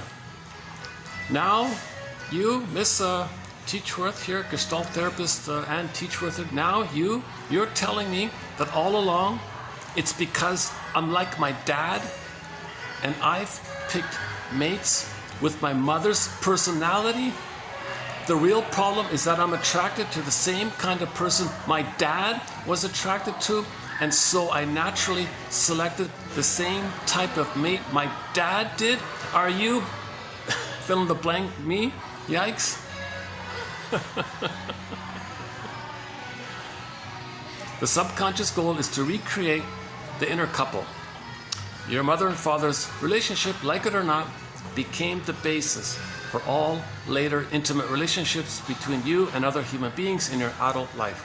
Since there were only these 2 lead roles in their relationship example, you will take after one of these adults more than the other. The set of instructions that led you to pick the mate you did was, in every sense of the phrase, a post-hypnotic suggestion because it functioned without your conscious awareness controlling whom you would attract, select, and marry. Left untreated, the unconscious inner couple template will become the person's only couple imprint for their own relationships later in adulthood. The real voyage of discovery consists not in seeking new land, but in seeing with new eyes. And I agree with her. She's doing that. She's giving you new eyes in this approach. A new way of looking at it. So people traditionally say, oh, we choose mates because, well, you know, maybe some metaphysical past life thing, you know, fortune tellers or the stars, the moons, astrology maybe. The Venus lined up with such, or maybe it's pheromones, or maybe it's hormones, maybe it's the way to a man's heart is through his stomach, or maybe it's through his fill in the blank beep. No, it's not. Forget about that stuff. It's not how our mother or father was with us that determines who we select for a mate. That's a key line there. It's not how our mother or father was with us that determines who we select for a mate. It's how our mother and father were with each other in our early childhood that forms the marriage imprint, the inner couple. For your inner adult, there is only one way to be when you grow up and have a relationship. Be like one of them. So you're going to be like your father, or you're going to be like your mother. You're going to take after one of them. You're going to be like one of them. And then find someone for the other role. You're going to have a relationship like theirs. You're going to be like that inner couple. The inner couple was the brainwashing film, the induction, brainwashing, or training film that you watched every day as a child. I think she should call it brainwashing film. She calls it training film. Okay, the inner couple was the training film or brainwashing film that you watched every day as a child. Your parents had the two lead roles in this relationship film that gave you your first and only couple imprint in your early years. Okay, she makes a sidebar. In large families and extended large families, she may have seen other couples. She may have internalized two films or something. If there was she spent a lot of time with her uncle and his wife or something like that. But just generally speaking. And then she said it. Yeah, okay. I haven't finished the book, so we'll be doing a part 3. So I'm just reviewing the first 2 parts here. There are only 2 lead roles in this film, and in order for the replay to begin in your adulthood, you must first find someone to cast in the other lead role. This will be your inner mate. So this is like a programming, this is like a trance, post-hypnotic suggestion. Okay, like she gives the example of the quacking. So when the stage hypnotist tells somebody to pretend to be a duck and they start quacking, and then he says, well, for the rest of the afternoon in this room here, whenever you hear the word duck, I'd like you to quack. She says, okay. Okay, snaps his fingers, she comes to, kind of thing. And she doesn't remember that she was quacking, and she doesn't remember the instruction. She just blotted it out. I don't know about this hypnosis thing, but apparently he found in the audience, he found some very sensitive, traumatized person who is highly suggestible, highly hypnotizable, somebody who's eager to please the parent, someone who's because if you find someone who's eager to please, children are eager to please the parent, right? So you kind of find someone who's still in that mode, because then when you hypnotize them, they want to please the hypnotist, and the hypnotist will be like the parent. So children do what the parent want and all that. Children always dance to their parents' tune or whatever. So you find someone vulnerable, someone traumatized, not too traumatized, so they don't go psychotic. Not someone too walled off or something. Not someone too healthy. There's usually one. I don't know how he's going to select it, but anyways, in the old days, these staged hypnotist circus things, they'd find that one person, and then sure enough, does the watch thing. Your eyelids are droopy. You feel the warmth in the chair. You feel the weight in the chair. You're relaxing. Your muscles are relaxing. Then, so you do all the relaxation thing, and your eyes are closing now, starting to close. So he talks in a droopy, sleepy way or something. He wants to please her, right? This is the person who wants to please people. So she easily follows the instructions. Now, this part I don't get. She's gonna fall asleep, but not a proper sleep. She'll be in that between zone where she's not conscious, but she's not asleep. It's that strange zone, maybe the kind of twilight zone, I guess, I don't know. Some kind of middle thing there, where she can hear the instructions and follow, but not be aware of it. So while she was under, so to speak, her eyes are closed, he said, okay, I'd like you to be a duck. And she quacked, quack, okay, that's enough. For the rest of the time in this room, whenever you hear the word duck, I'd like you to quack just like that, okay? Okay. Now I'm going to snap my fingers. When you hear my fingers snap, you're going to come to and you'll be awake. She snaps out and she wakes up. And then he asks her, what did you just experience in the last few minutes? So like a washover. I have no idea. I don't remember. Okay, good. You can go back to your seat. The lecture continues. An hour later, he tells some story about a duck. And sure enough, she starts quacking, and the woman goes, what am I doing here? She has this unconscious push to do what the mother wants. Mother wants something. She's got to connect to the mother. This drive, this innate drive, life force is object seeking. She wants to connect to the mother. This is being co-opted.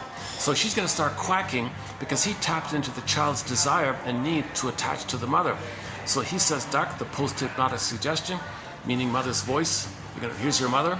Quack, quack, mother. Where are you, mother? And the woman is aware of this, and I can't stop myself. I'm quacking. She's like freaking out a bit like this. So, okay, snaps his fingers. Okay, exercise is over. You no longer have to quack when you hear the word duck, or he puts her under again or something. I don't know the whole exercise, but anyways, it's kind of like that. The baby's hypnotized when he's a little child, watching his parents. It's like a brainwashing. And then post-hypnotic suggestion. Later, you're going to recreate that. So when you find someone who has the personality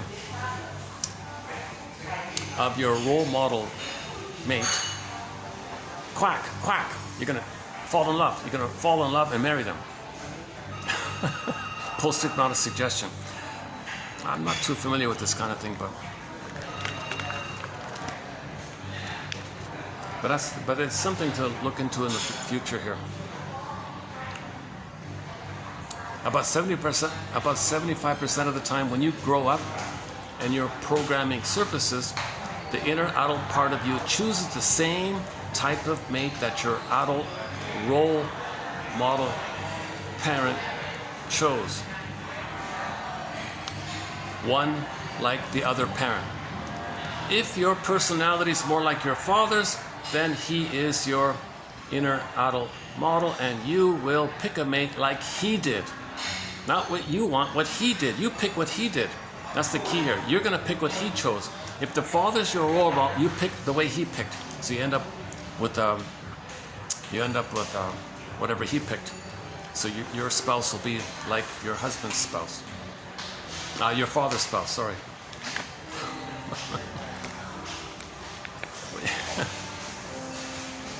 I think you need to be really articulate and alert to explain this verbally. In writing it's clear, but... Or it's a sign of my trauma that I'm making all these mistakes here. Again, if your personality is more like your father's, then he is your... Like for you, your inner adult model. And you will pick a mate like he did. Someone with your mother's emotional makeup or personality, because she is your inner mate model. That's the model. That's the mate model, right? So, if you are more like your mother, then she is your inner adult model, and you will pick someone with your father's personality and behavior, no matter which gender you are. Then he will be your inner mate model. We subconsciously copy the personality of one of our parents and then act it out in a relationship with someone like our other parent. There's a good summary statement. We subconsciously, in a trance, you're in a hypnotic trance, subconsciously, we subconsciously copy the personality of one of our parents and then act it out in a relationship with someone like our other parent. We have chosen that person as a mate for his or her ability to interact in a very familiar pattern to our parents.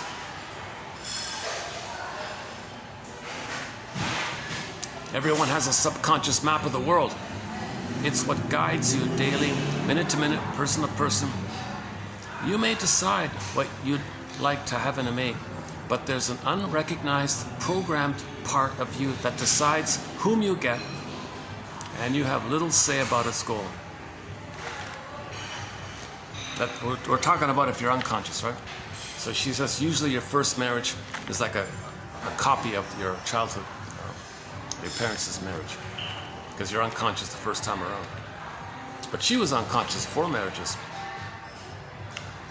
If you've ever been attracted to someone who wasn't good for you, in love with someone you didn't like, or unable to find the kind of person you always wanted to be with, you are one of the thousands of people who have already experienced a conflict between what the conscious mind wants and what the subconscious mind demands, like a compulsion. One of my favorite lines from her is this one here. If we know love is blind, how come we believe in love at first sight? If we know love is blind, we know love is blind, right? So why do we believe in love at first sight? We know love is blind. I believe in love at first sight, but love is blind. I believe in love at first sight, but love is blind. So we mean the trance, the hypnosis. It's called transference. Love is blind. When you're unconscious chooses, it's blind. You're not conscious. We believe in love at first sight, when actually most relationships begin as love at second sight. So you might be attracted to someone, that's the transference love, replaying the template, but you don't love that person, you're just following the template. Now when you get to know the person for who they are, for them, not the template model, withdraw your projections, own your projections, not see them as a copy of someone just like one of your parents.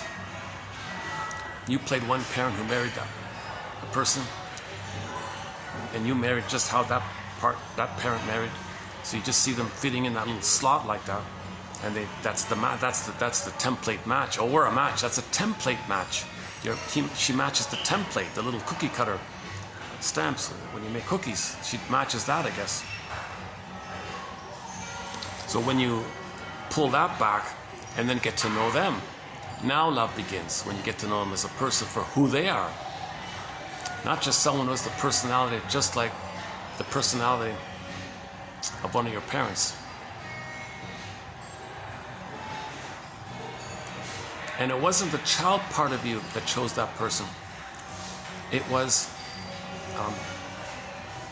you imitating, you copying, you mimicking, you choosing the way your role model parent chose.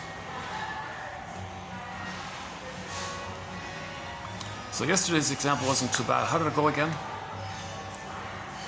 He was, the father was, so I tried an experiment. So let's say the father was an avoidant attachment style. He won't connect. He's a turtle. He's a shell. Okay, leave me alone, he says. just reads the newspaper kind of thing. Doesn't emote, doesn't connect, doesn't talk. He's just a shell, reads his paper, watches TV, leave me alone, don't talk to me. I'm not going to tell you, don't ask me any questions. He has an immense fear of engulfment. He has an immense fear that whatever his wife wants, that's his mother demanding on him. So he puts a shell, leave me alone, mother, back off, mother, shell. So he's schizoid, fantasy land, leave me alone, ivory tower kind of thing. Not going to connect, not going to relate, because whoever he's relating to, that's his mother's going to gobble him up. So he has immense fantasies of engulfment, a huge fear of engulfment by the mother. So he never resolved that issue with the mother. So he's a bit of a Peter Pan. He always wants to escape, a different kind of escape. He's escaping in the turtle shell. So he's also an escape artist, I guess, right? So let's say the father was like that. Now the mother feels no connection with this fellow, no intimacy, no warmth, no communication, no play, no fun, no holidays, no discussing, no sharing. Like, Jesus Christ, she can't get any kind of interaction or something like that. So that's painful, feels lonely, thinks, so if you do the theory that if you're not connected on the savannah, the tiger's going to gobble you up. There's a lot of fear. So in that fear, she wants a connection, but she can't have intimacy. So she provokes a fight to get some kind of pseudo-intimacy.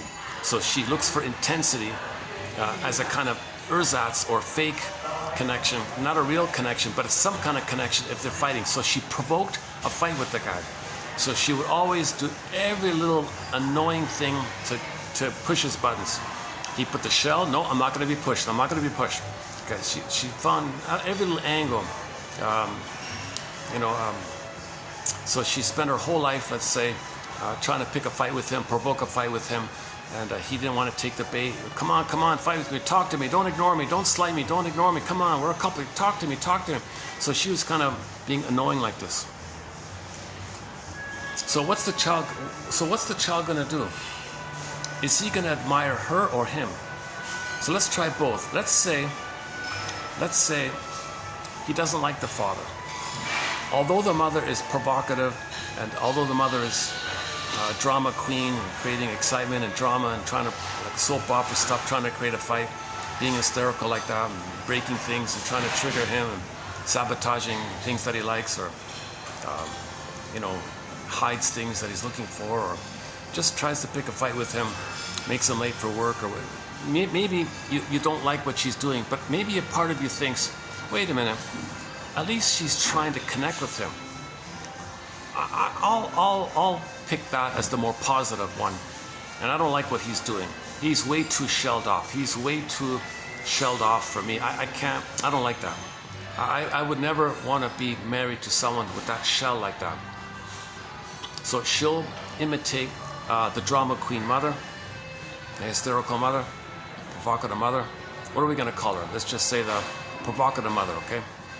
And so she'll model herself after the provocative mother.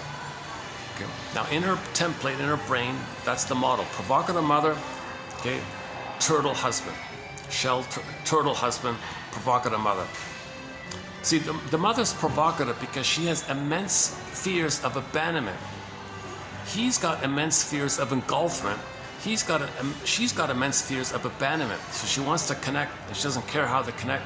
She'd rather have a fight with him than be ignored by him, that kind of thing. So let's say she chooses the provocative mother one as the role model for herself. Now, the father is the mate, the role model of the mate. So when this daughter grows up, she imitates the mother now, right? She's going to choose just like how the mother chose. She's not going to choose. She doesn't want a turtle husband. She does not want a turtle husband. But she's going to choose how the mother chose. Because that's the template. She's got to recreate the template. So she picks the mother and is going to choose how the mother chose. The mother chose a turtle husband, so she's going to choose a turtle man.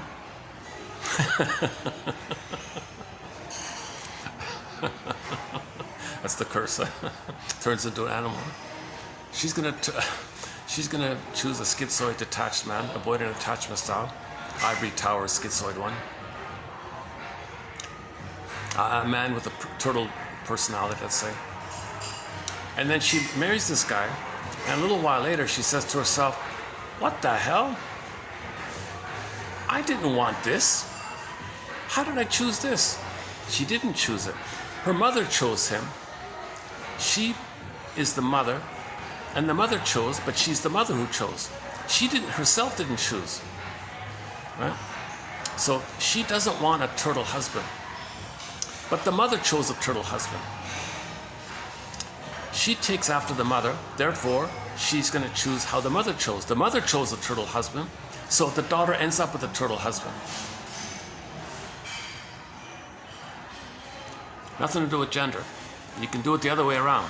So let's say another version, let's say she looks at the parents and says, you know, I kind of admire my father for not taking the bait and not being provoked like this and holding his ground like that. What's with my mother with all these dirty tricks she's doing, making him late for work just to provoke a fight? What a sabotaging, what a spoiled brat she is. Look how steady he is, and look how he doesn't ask much, he just wants to be left alone. And maybe she admires him for some reason. Maybe she admires him and doesn't like her, right? So then she role models after him. And she says to herself, boy, I hope I don't marry a provocative woman who always wants to pick a fight. I hope, so the woman says, when I grow up, I hope I don't marry an hysterical man like her. So I'm going to model myself after him, the turtle husband, the turtle father. So she'll choose, so when she grows up, she doesn't choose herself.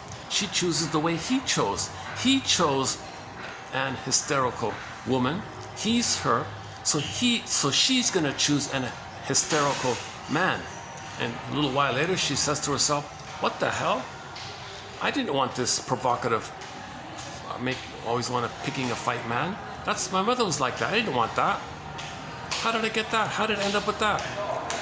She doesn't consciously choose. Her unconscious choose. Her unconscious says, pick the way your father picked. Your father picked an hysterical woman. Your unconscious says, you got to pick an hysterical partner, mate, man, so like the mother. So you recreated the same thing that you had because you're still there. That's your template. You see, when you're not conscious, you just follow this template, this imprint like that.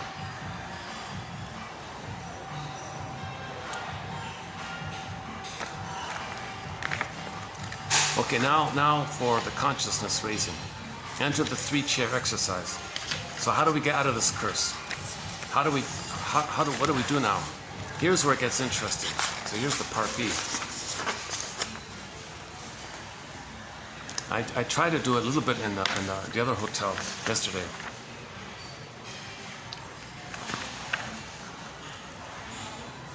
So this is a work in progress. When I finish the book, I'll update it. So far, I'm about halfway through. So far, as I partially understand it, is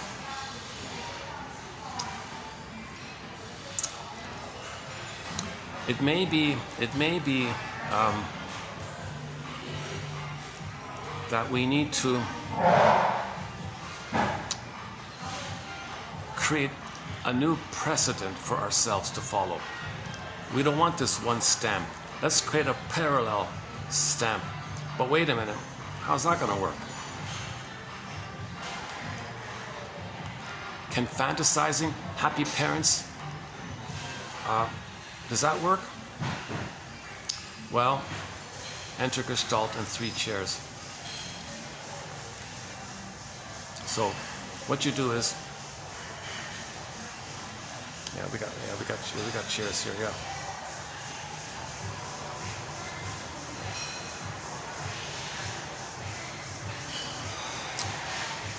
Okay. So let's just say, so where my bag is, that'll be 1 chair, right? And this chair here, this will be this one here. Are we getting it in? So let's see. Okay, this one here, this will be a chair, right? Here's 1 chair. And where my bag is, that'll be the other chair. So the two in front of me, so this, okay, the chair behind the napkins.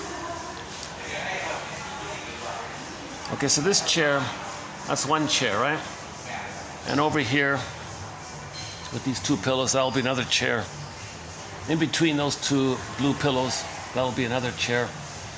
And where I am here, that's the third chair. With the orange background, okay. So you find 3 chairs. Okay, so now in the first chair, you play kind of like yourself, like when you were a child kind of thing. But you're an adult now, but you sit in the place where you were as a child while you're an adult kind of thing. Now, you ask yourself as a child, hey child, put your father in one chair, put your mother in the other chair. Now you ask yourself, the child, did you like how they interacted with each other? The child's saying, oh no, oh no. Okay? Let's do make-believe. Let's pretend and do a role play of your father being healthy and functional and doing what you wish he did, and same with the mother, responding and communicating the way you wish he did. You want to try that? It's a role play, just a role play, make believe. So tell me, inner child, how do you wish your parents communicated with each other? So you're going to lead the thing. I'm going to sit in those 2 chairs, and you tell me what to say or how to behave, and tell me what you wanted. Tell me what you needed. Tell me what you wish you saw, what you wish you had. You tell me, and I'll role play it for you. Child goes, okay, cool. So you follow along. Okay, so where should I start, child?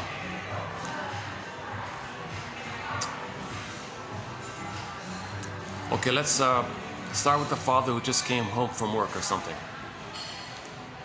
Okay, so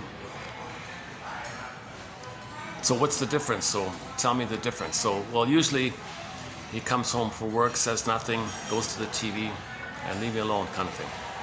So I didn't like that. He should say something and maybe give a gift or show some thoughts that he thought about, or how was their day kind of thing. Okay, so let's role play that. Okay, good. So you move over to the adult chair.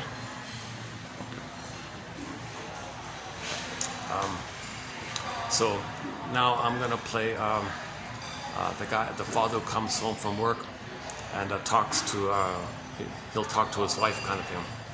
Hey darling, how's it going?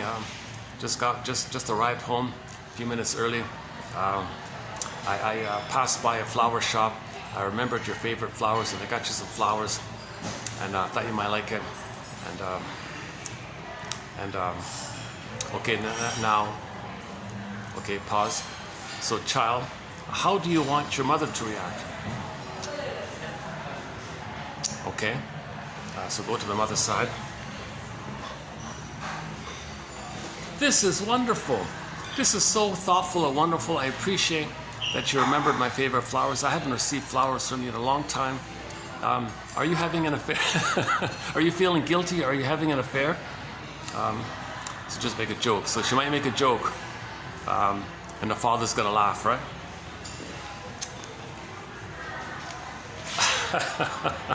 Very funny, darling. Very funny, darling. No, you know that's impossible. I'm very committed. I'm very happy we found each other, and remember the good old days in school and the things we did, and yeah, it was kind of fun. I feel like I have a real appreciation for our connection, and I wanted to celebrate it with these flowers.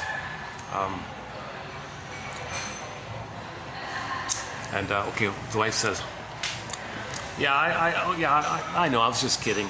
Yeah, okay.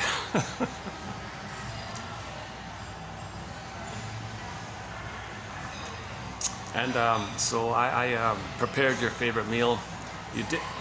he says, you did, really? That's nice.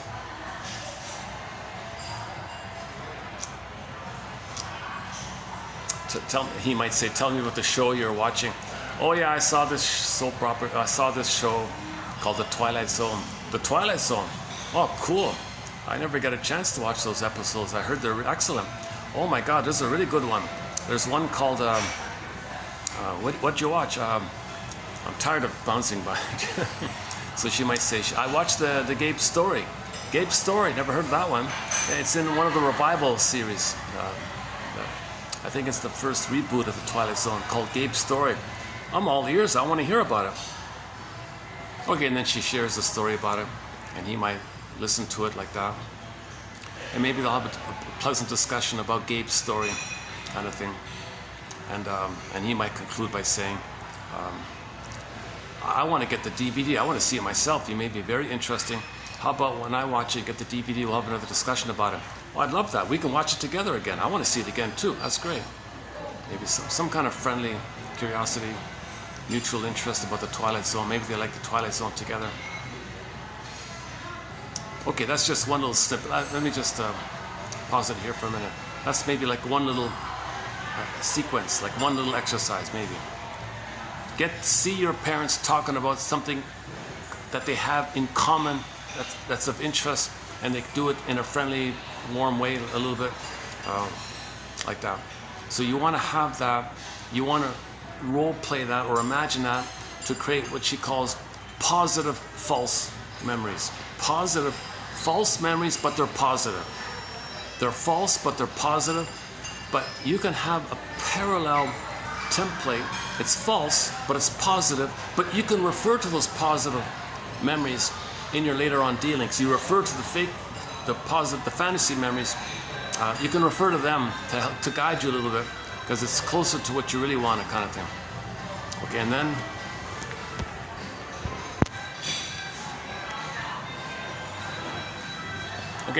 then you would do it with other things like,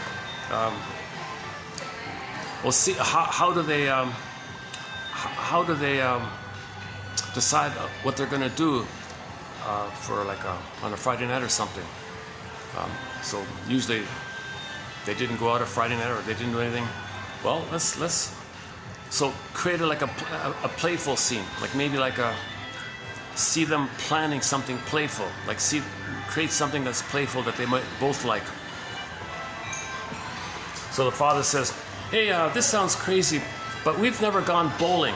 I know it sounds childish, but I haven't gone bowling in decades. What do you say, darling? We'd go to the bowling alley and throw some balls down.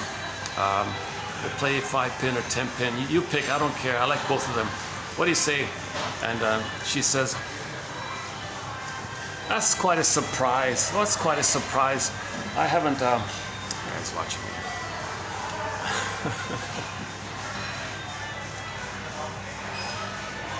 Always interruptions when I do these videos. Yeah, sorry about that. So the mother might say, that's a delightful bowling? Fine, sure. You know, we haven't done that. And I don't think we've ever bowled together. Have we ever bowled together? Yeah, we've never bowled together. And you want to go bowling with me? I'm flattered. Sure, let's go bowling. What's 5-pin? What's 10-pin? What does that mean? Don't worry, I'll explain it. Okay, if you teach me the rules, sure, let's go bowling. All right, let's go. Okay, then.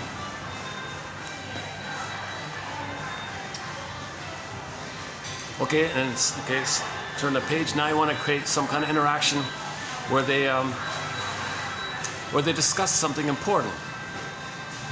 Or, okay, next one, where they clear up a misunderstanding. You create what you as a child wish took place. Okay. And another one, and so on. And you just create how you wished your parents interacted, how you wished they related to each other, how you wished they solved their problems, planned for things, did playful activities, listened to music together, maybe they danced together, I don't know, or how they got along in a fountain of love kind of way, a mutual growing, learning, sharing kind of way. How do they solve their problems? You create a new precedent in your role play of a positive version of your parents. You create an interaction when you're bouncing back and forth in the chairs, actually role-playing, a gestalt role-play, a positive father and a positive mother interacting with a positive father, back and forth like that with various little snippets, slices of life, right? So one slice would be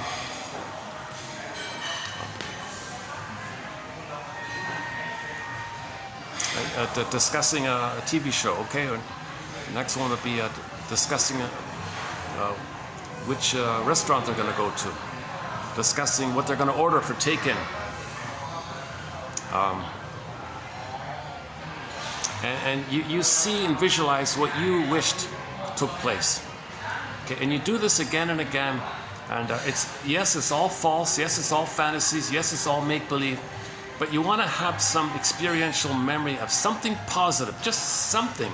You got nothing, right? So just, it's fake, but get something, and she calls it like, you can refer to this fake memory as a new precedent.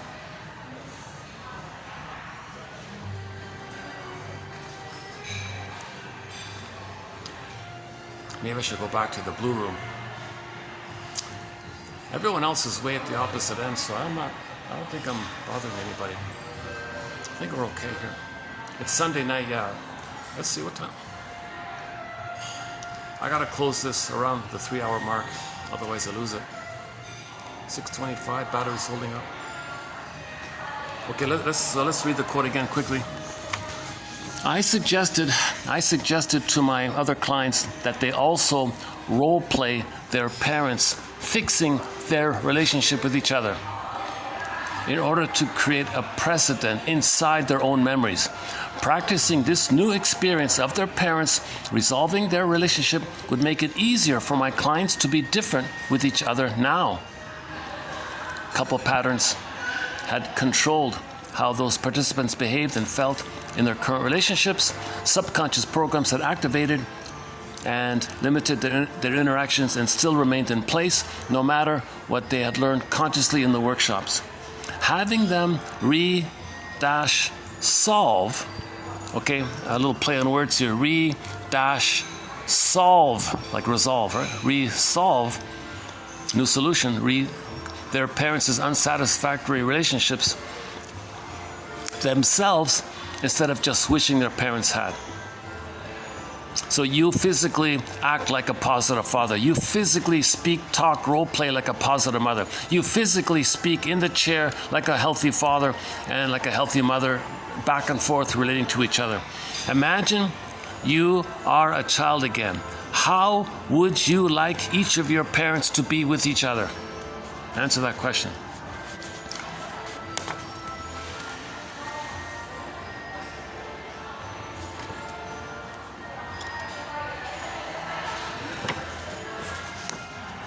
What happens when we consciously decide to pick someone opposite from our previous partner is that we switch over to that other parent role model in our new relationship, even though the decision to switch the role models may have been made in order to avoid the same negative relationship outcome. Yeah, like the earlier example, okay, the turtle and the hysteric, right? Hysterical mother, turtle father. So let's say first, the daughter admires the hysterical mother and keeps marrying turtles again and again, whatever. She says to herself, enough of this, no more turtle husbands. What's she gonna do? What's she gonna do? She'll be the turtle partner and marry hysterical men. Same thing, just switch roles.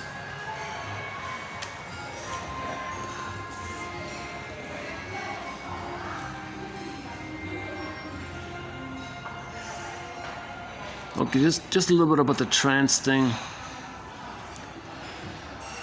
Opposites are attracted only if their parents were opposites. If the parents were alike, then two people who are alike will be attracted to each other.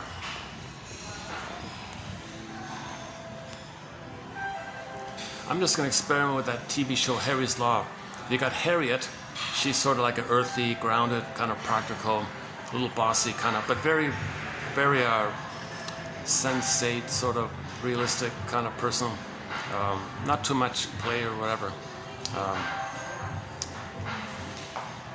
But in her mind, her template was that her father and the mother were alike. Right? So they were alike, right?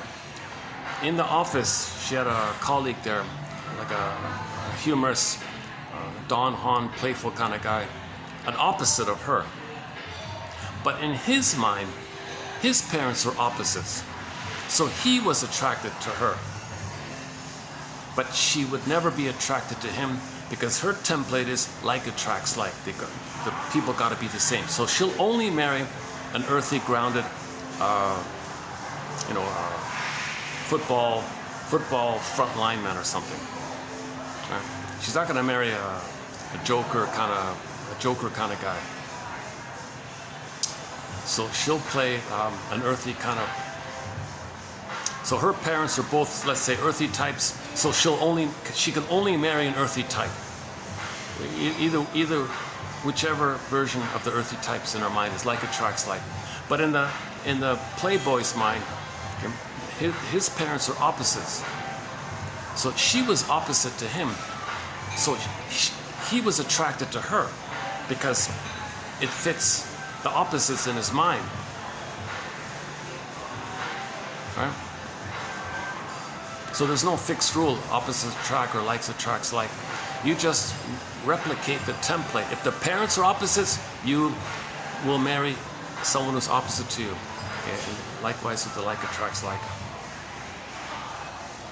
Trance. Why were they so quick to quack? Why were they so quick to fall in love when they weren't even in like? Well, it's a quack. It's a trance.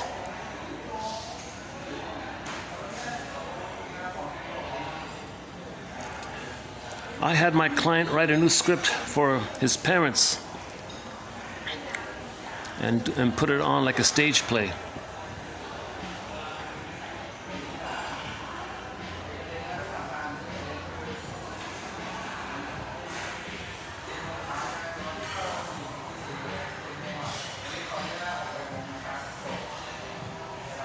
So her constant selling point is, yes, it's fake, it's imagination, it's play.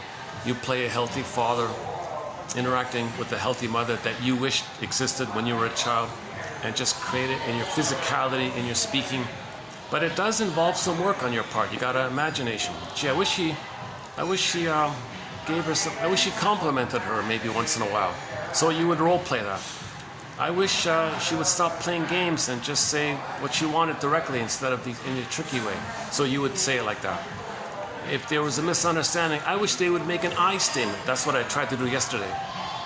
Like so there's a thing called how to make an I statement. So whatever a person learns about better communication skills, okay, you apply that while you're playing. You give that to your imagination of you acting like a healthy parent.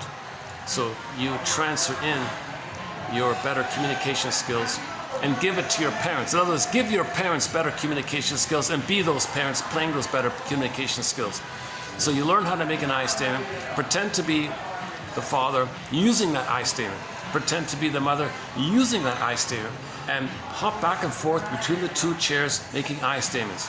Okay, if that happened, that was a catalyst that reminded me of an old unmet childhood fear I had. You share it. What need? You name the need, how you felt, feelings and needs are linked. Okay, you share that vulnerability. Okay, the other person listens and validates. Doesn't mock you for it, doesn't punish you for it. Okay, it might give you a little empathy for it. You must have a very good reason for feeling this. Go on, or what's the hardest thing about that?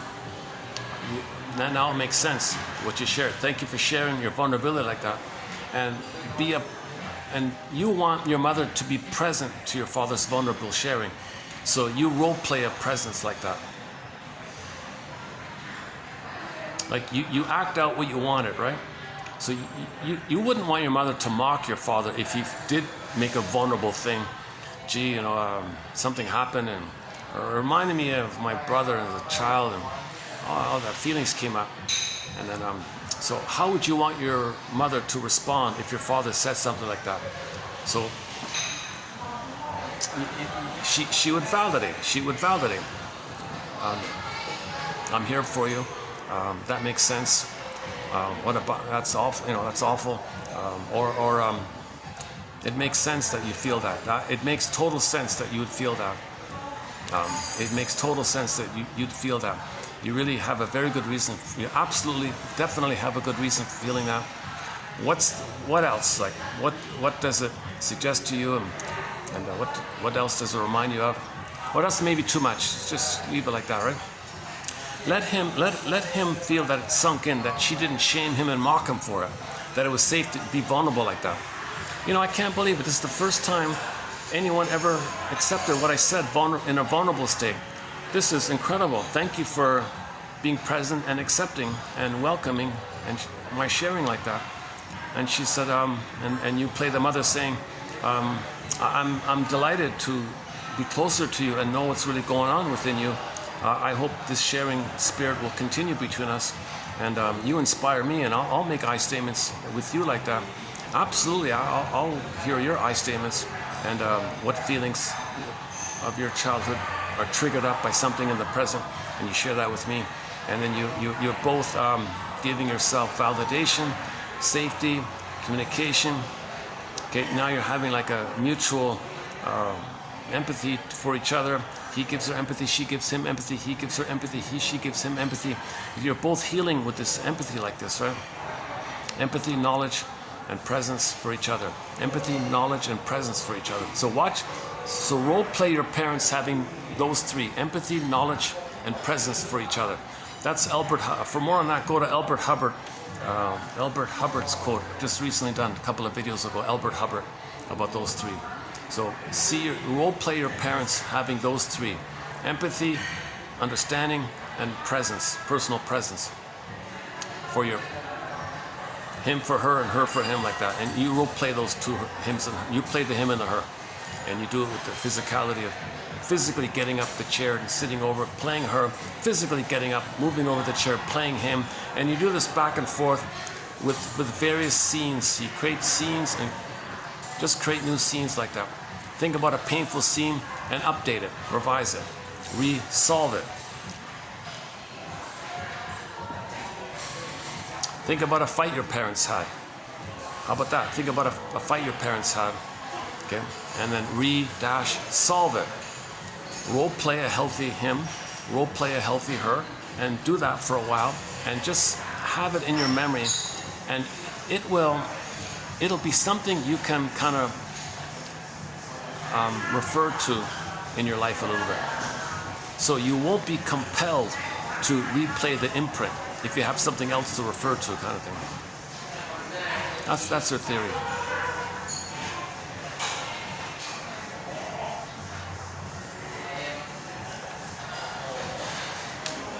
How are we doing here? Just stay here? Yeah, let's just...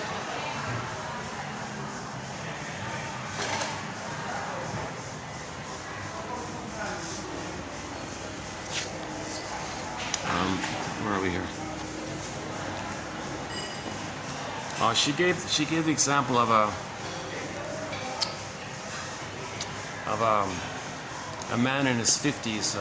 He was a playboy kind of guy, a womanizer, a Tom Jones kind of guy. I just saw a clip of Tom Jones. Apparently he was a real womanizer. He was married, but he was a constant womanizer or something. So there was a guy like that, a playboy kind of guy. And in his 50s, he got some 21-year-old student, nursing student, pregnant or something. And that woman was 20, had a kid. Okay, that kid imprinted those parents in his brain. 55-year-old playboy, nursing student, like that. This kid modeled after the playboy. So when he became 50-something, he had a fling with a 21-year-old. She says it wasn't a coincidence. Okay. So I won't bother with it. It's a famous person. Somebody wrote a book about it. And this, oh yeah, and this young lady looks exactly like his mother. It's no coincidence that this playboy, who was also in his 50s, and this young lady, this student type, was in her early 20s when they met. The same age as his parents had been when they met. It was his intercouple precedent that he unknowingly regressed to under stress.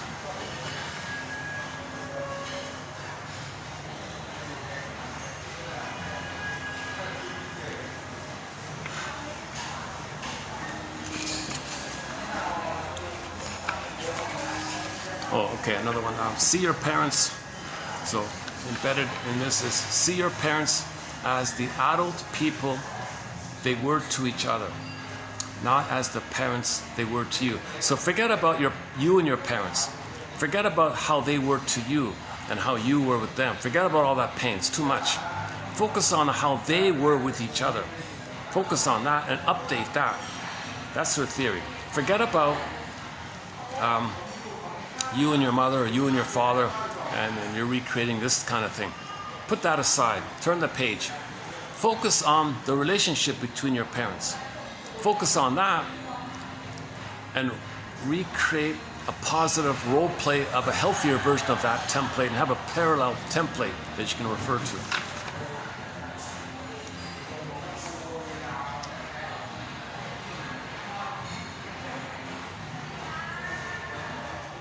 Okay, we'll have more coming up. We'll have more quotes sort of in that area.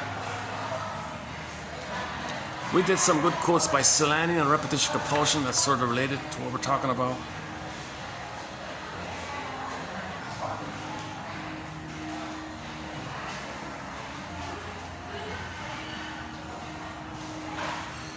Love is not only about losing yourself in another, but about standing and preserving our integrity, our individuality. Love is not a passive falling for, but a standing with. So love is the second side, right? The first side you fall for. The second side you stand with, right? The reasons we fall in love will not necessarily be the reasons we stay in love with our partner.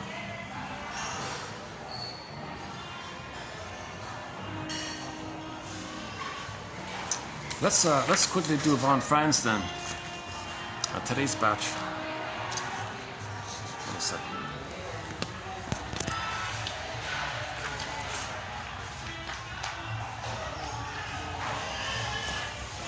Well,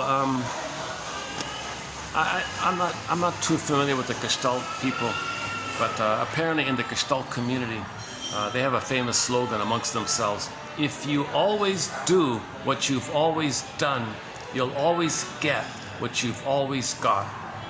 This is a trance, she says, and therapy is about bringing people out of the trance they're living in.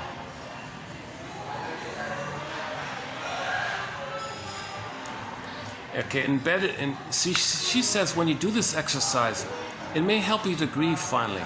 Like things will come up for you. Number one, you'll realize that your parents are human beings. Okay, that's embedded in it.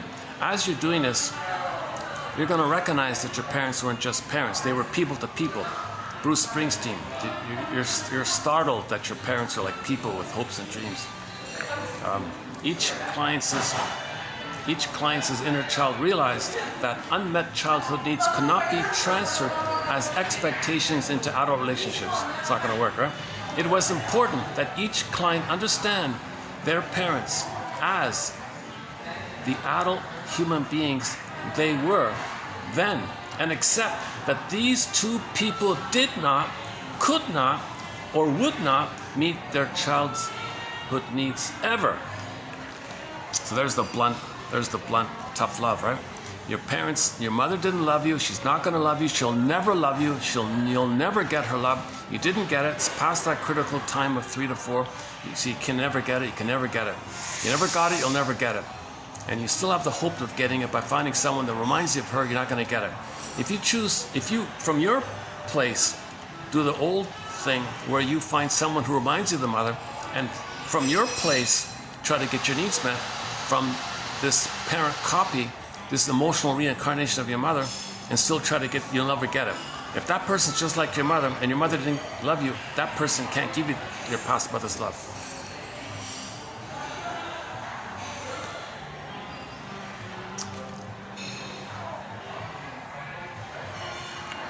The private room's better. You don't have to deal with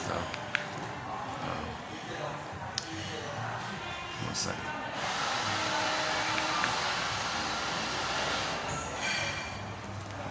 Oh yeah, and something we can imagine our parents doing. Wouldn't it be nice if our parents had a talking stick ritual or a sacred feather communication ritual where the father held the sacred eagle's feather? And he's got to tell the truth when you hold the eagle's feather. Passes the eagle's feather to the mother.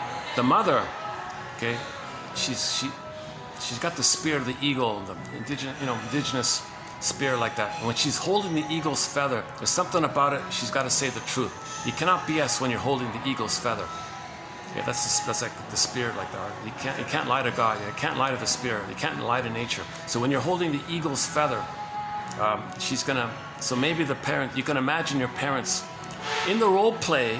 Do that. Get the eagle's feather, or get a beautiful talking stick, or some valuable kind of a item or something, and just.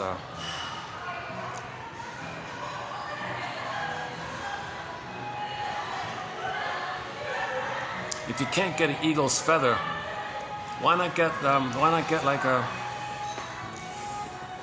Yeah, why not get a? What? So what? Get a? Why not get the feather of another bird? A peacock or something. Get a feather of another beautiful bird, a bird that you like, a bird that you respect or like.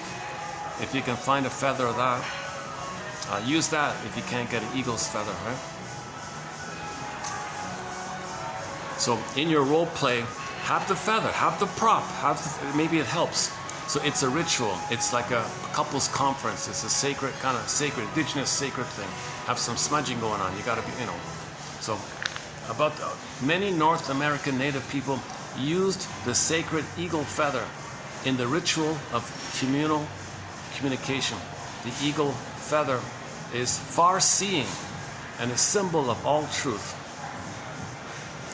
Could be any. It could be like the condor in Peru. The condor could be.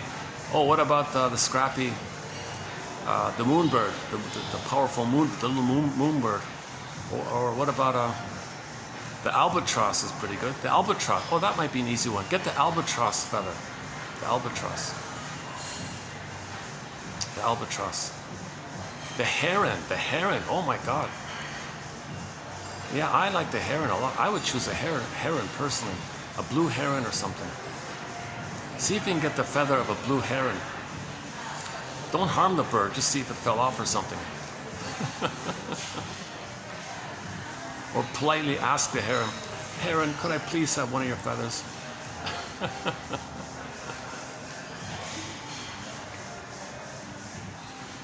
Or a blue jay. What about a blue jay?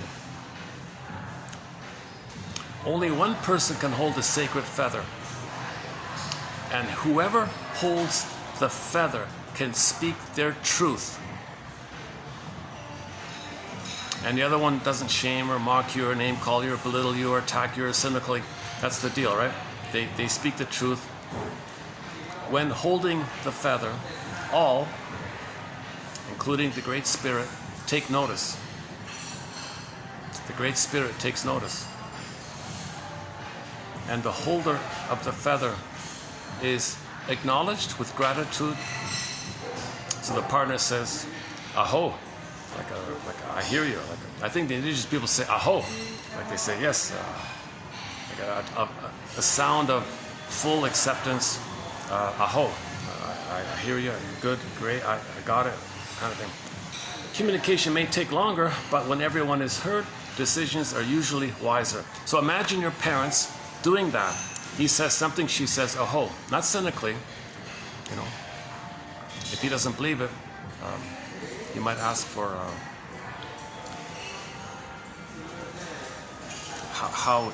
how she understands what he shared. she can't say aho if she doesn't mean it, right? So if the parents realize that the sacred feather connects them to the Great Spirit,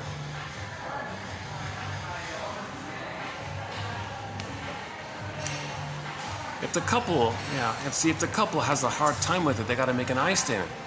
Telling the truth is triggering for me. So you're still holding the feather. I know I'm supposed to tell the truth here, but I feel a resistance to it. I'm reminded of when I was a child, I wanted to say my truth, but my parents shouted at me, so I'm afraid to say my truth. I had a need for safety, to say my truth. That need wasn't met. I was scared. I clammed up. Now I'm asked to tell the truth. I feel I gotta clam up. So the present's triggering the past. Then the partner, aho. You have a very good reason for climbing up now for this resistance. Yeah, thank you for hearing. Then she may loosen up and say, okay, the present's not the past. Do you promise not to mock me if I share? I promise I won't mock you. That's what my parents did. Aho, I hear you.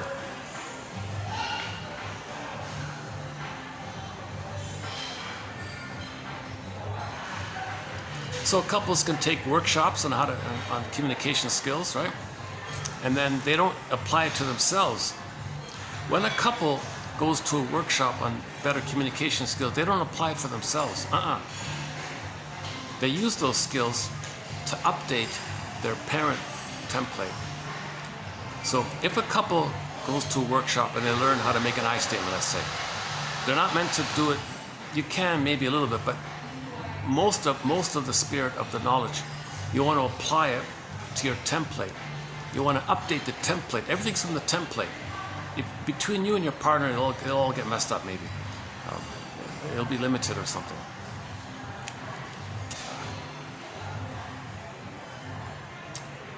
Maybe I can go back to the blues.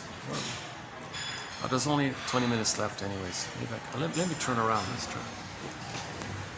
try this.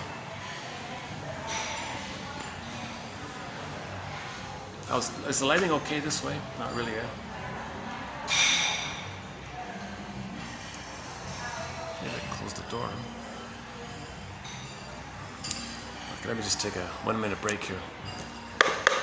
For the price of half a cup of coffee, these excellent quotes are yours. The minimal admin fee. The link is there. I occasionally make posts on the Patreon page, so. And I post the one about this topic it's called My 3 Chairs, just a fun little title. My 3 Chairs. So in the 3 chairs, when you're playing the positive father, use the communication skills you learned at the workshop, but give it to the father. Give what you learned at the workshop to your father, and you play that father with the healthy communication skills. Get it? The same with the mother, like that. That more so, much more so than just directly to your partner. That's what she's saying, right? Okay, bon France. Bon France.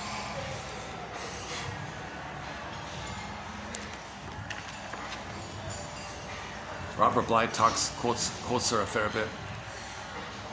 A prolific writer, a lot of books. Okay, so in fairy tales, we hear that somebody's cursed, right? But generally speaking, there is no explanation for the curse. Okay, that just means he's dysfunctional, he's neurotic, he's cursed. That's what they mean. So you got to think it in terms of metaphor. Not too literally, just metaphor. These are 10,000 years old, these fairy tales, right? Generally, there is no explanation of the curse. The tale usually begins with the statement that there is a bewitched princess, without any explanation or reason being given for the curse. In psychological language, one might say that an impulse forces us into a wrong attitude so that we become alienated from our instincts and lose our inner balance. In general, to be bewitched means that one particular structure of the psyche is crippled or damaged. Okay, to be bewitched or cursed, bewitched, means in fairy tales, so the princess turns into a swan, the prince turns into a raven, all these kind of things. He turns into a bear, white bear King Balaban. The prince turned into, no, is that right, that one? Or the handsome prince is an ugly creature, whatever, bewitched. So when somebody's bewitched or cursed in a fairy tale, it means that some aspect of the person, of the mind, of the soul is damaged. That's all it means. Okay, for example, in Apuleius' story, The Golden Donkey, the hero is turned into a donkey and can only be redeemed by eating roses. The novelist has taken this motif out of folklore. Very common thing. You take a fairy tale and you spin it a bit, you can create like a story, best-selling story, right? A lot of people do that.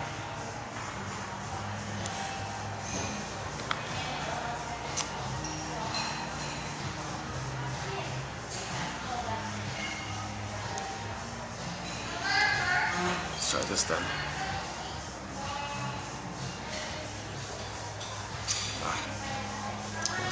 Maybe I can, let me see if I can block my view here. I guess the only way is like this. This might be the only way to do it. Hold on a sec.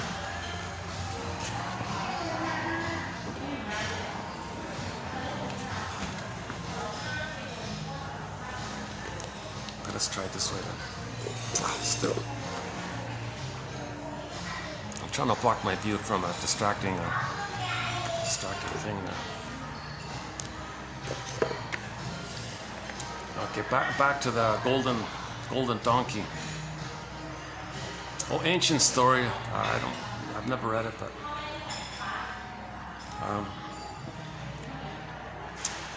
okay. The novelist of this famous story called the Golden Donkey has taken this motif. Okay, motif means psychological pattern. Fairy tale motif, mythological motif is code for psychological pattern. Psychological pattern, right? So Snow White's in a coma, Rapunzel in the tower. Okay, the princess turns into an animal. This kind of motif, it refers to the psychology of we don't feel connected to our authentic self anymore. It's lost, frozen, missing, etc.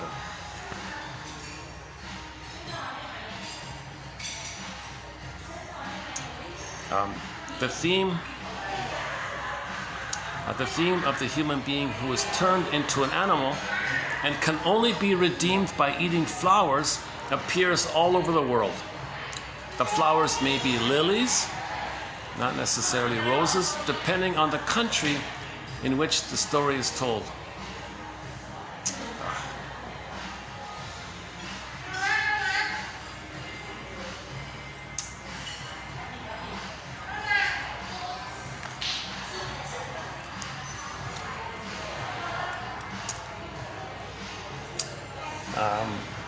Okay, maybe I should move here.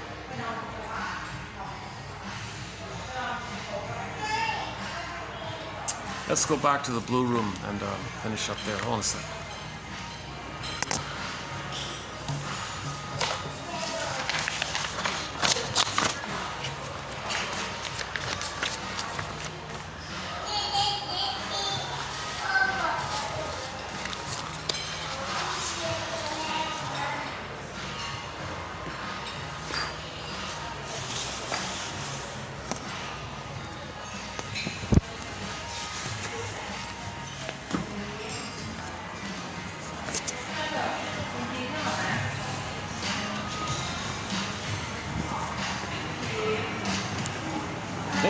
Thank you.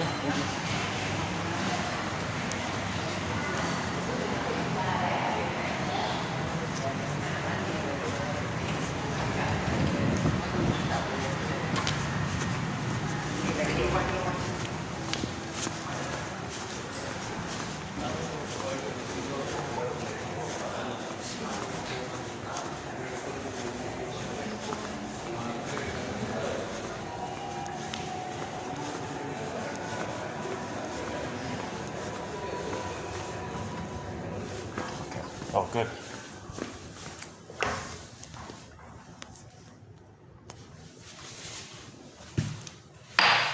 One sec.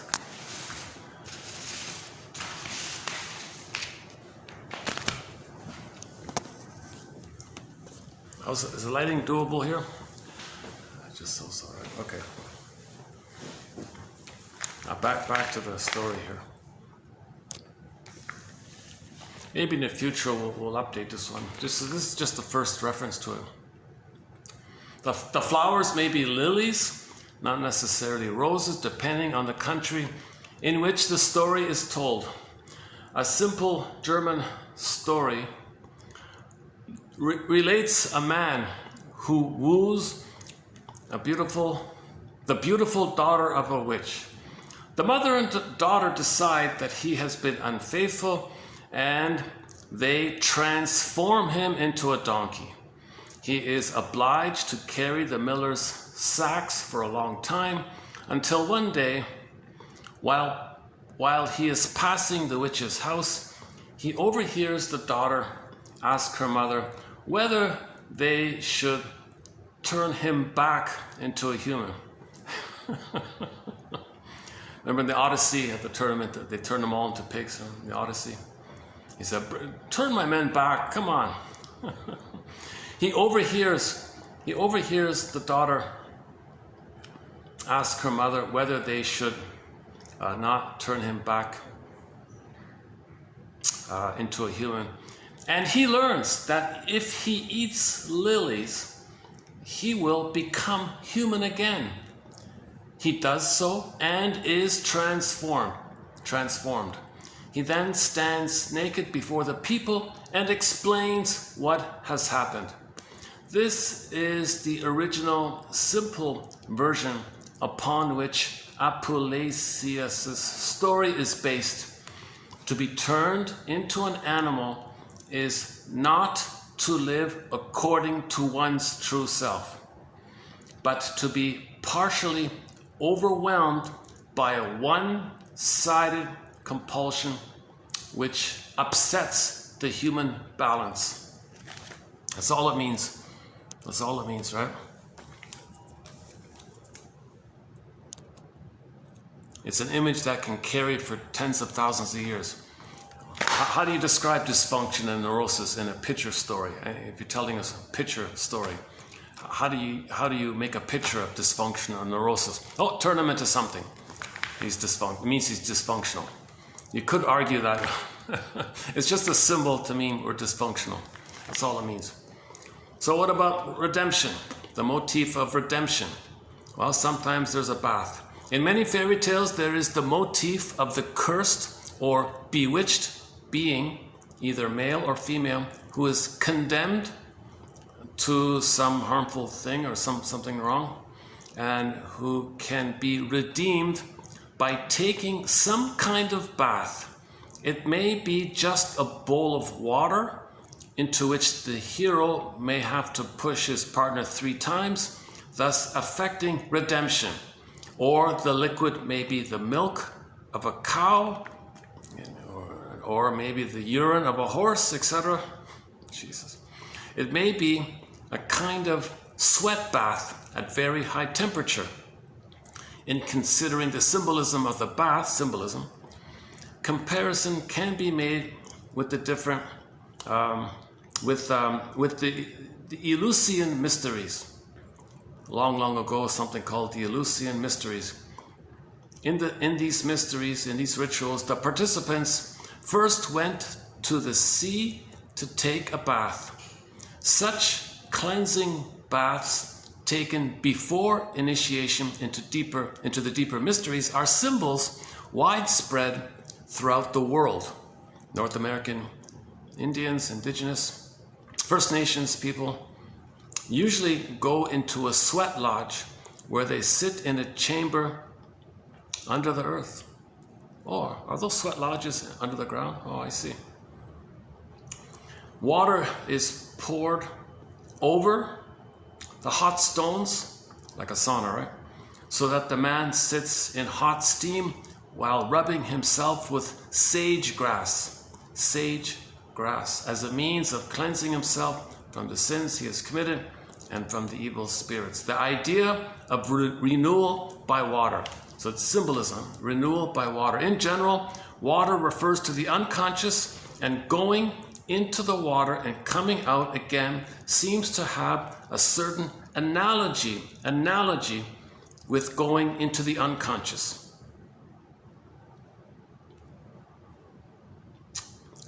The baptismal is frequently compared with the uterus and has therefore a maternal aspect, where one is reborn in the eternal womb, which is the water. It is the maternal place from which one came and to which one returns in new form. Usually baths are not taken in the sea, but in a bathtub, which gives a very definite nuance, since a bathtub is a man-made vessel, person into which the human being can enter, and it is of definite size. It represents the unconscious in a very specific form, i.e. the uterus, the womb. The vessel, the bathtub is the... Oh my goodness. We keep within a certain field and try to feel... and try to feel the way of the emotion of the person. There is thus enough of the unknown so that the complex can manifest the unconscious, can manifest the template, the scripts, the unconscious complex, the constructs, the couple imprint, the compulsion to repeat, can manifest itself, for otherwise one would be lost in the infinity of the unconscious. That's back to Robert Bly. So you want to build that arc, right? The consciousness. Otherwise you drop in the water, you're unconscious, you're flooded like that. If you're doing something unconsciously, that's considered, you didn't build the ark, like the boat there.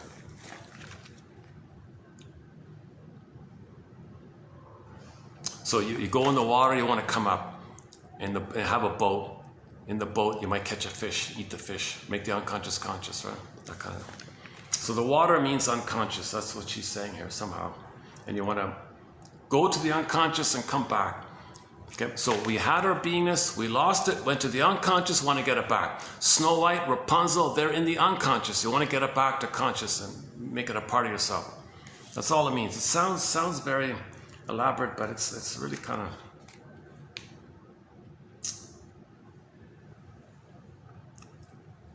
There is thus enough of the unknown so that the complex can manifest itself, for otherwise one would be lost in the unconscious. Then, coming afterwards is the stewing, or bathing in hot water. It could be the cool bath, the hot bath, fire bath. Wow. Okay, I see. The symbolism of temperature naturally refers to emotional intensity. So, shown up, okay, meaning, next one, shown up as a projection so that the client has to stew in his own juice, for when the normal outlet of projection is closed, then the agony begins. And since it is no longer possible to make the outer world the scapegoat, one is forced to suffer oneself from the impact of the complex, which has no other exit. Actually, this is the picture of hell, where you boil in hot oil and have to stay in it. This happens to people daily when they sit and boil in their own emotional complexes. Even people who don't believe in hell are struck by this image, which expresses a certain psychological truth. Okay, so I made a footnote here. For example, watch the Twilight Zone episode, Take My False Life, Please. So a good example of this is the Twilight Zone. Twilight Zone is excellent. A lot of great episodes. So I mentioned Gabe's story before. Another very good another episode is called All Lost and Found Emporium. Yeah. Shades of Guilt. Okay. Gabe's story. Okay. The Doberman Pinscher one. The Groundhog Day. Nightmare one. And this one here. Take My False Life, Please. So it's about a comedian. The title is a play on when comedians say, take my wife, please. Any single people out here? You're single? Take my wife, please. Take my false life, please.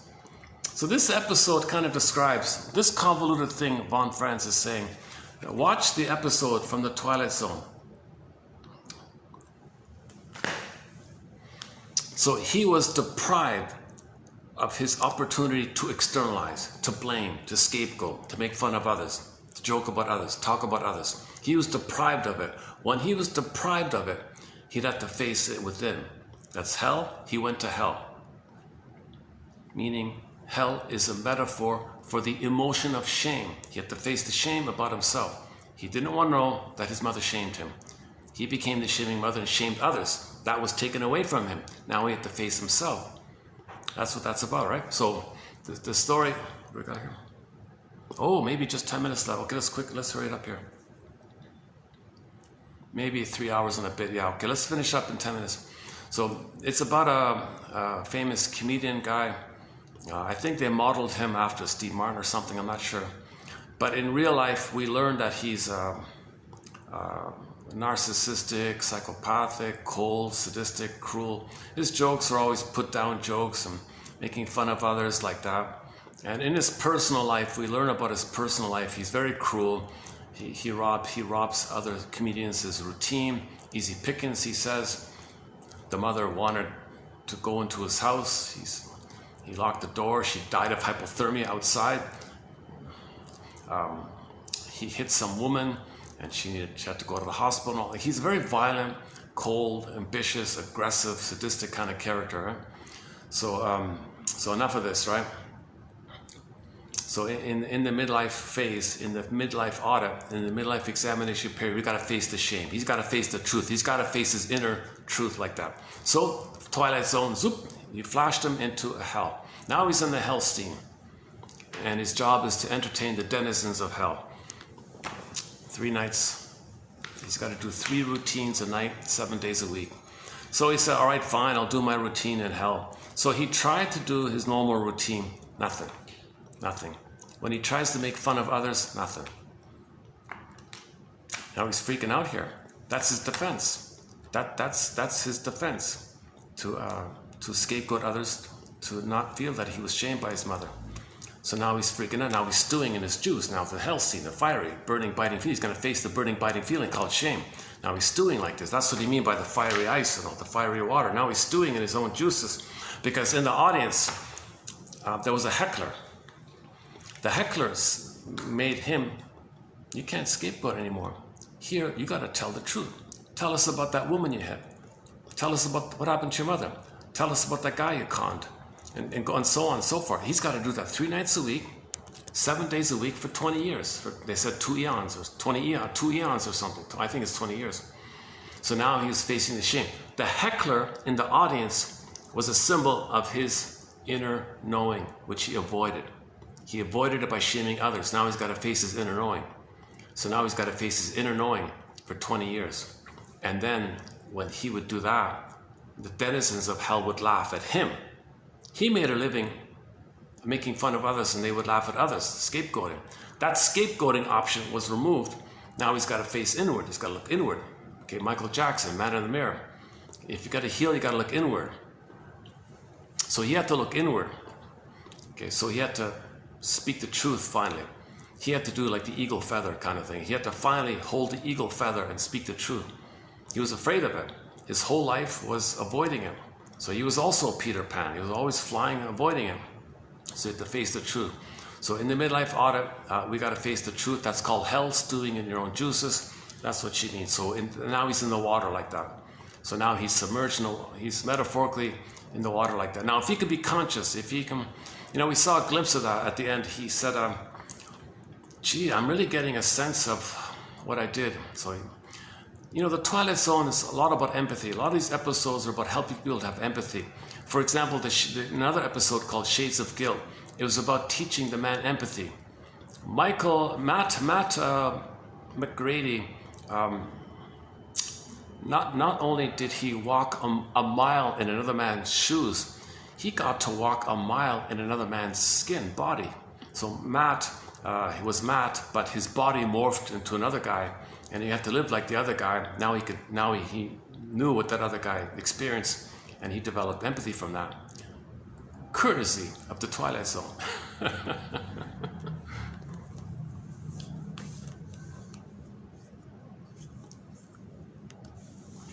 We might express a certain psychological.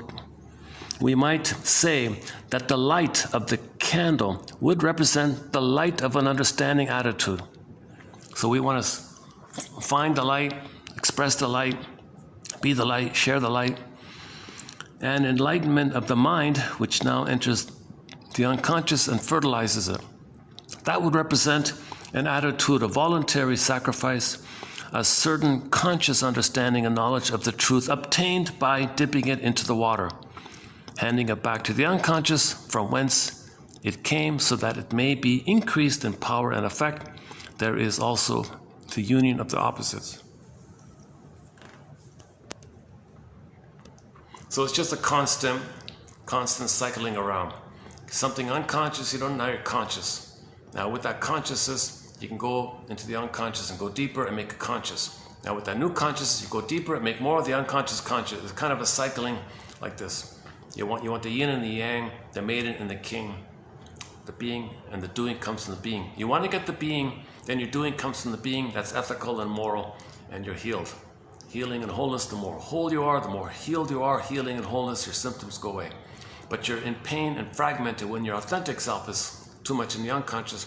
So the more you can get it back, the more you can come from a place of beingness. So in this midlife journey, you got to face the truth, like the comedian guy. You got to resolve oppositional thinking. It's not either or, it's both and. You got to divide the seeds. What's from the feeling self? What's from the sham, fake self, or defensive self, or hubris, or neurotic pride, or defensive self, rationalizations, excuses versus real feelings. Divide the seeds, discern the different seeds. You got to face a lot of this someday thing. Well, someday if I repeat, I'll change the past. Someday if I shame the way my mother shamed me, I'll change the past. Someday a pint of ice cream will be like, you got to face this time. Someday if the slot machine rejects me enough times, maybe mother will change her ways in the past. Nonsense. You got to face this stuff. Doomsday, unconscious. So another Twilight Zone episode is called Shatterday. The seven parts named after the days of the week. Someday, moan day, Doomsday, wound day, thorn day, free day, Shatterday. So you face the doomsday stuff, the false, relentless belief that something in the present can be mother in the past, or some negative behavior in the present can show up the mother and you'll change the past, or just blindly repeating, you're going to change the past. Okay. The doomsday is upgrade this false belief that we're no good, and we're defective and guilty and dead. It's no baby's responsibility to save his mother. So he always feels guilty and debt, no time. Now he's going to be loyal. He can't betray his mother. He can't be disloyal to his mother. He's got to be dysfunctional. So enter the Twilight Zone episode, the one about Gabe's story. He was like that. Gabe's story. Yeah. Okay, so dream-free association, dream interpretation, setting defense mechanisms, the practice of making the unconscious conscious, like the duck. The duck can swim in the water, he can fly in the air, you're on the land like that, make the unconscious conscious. And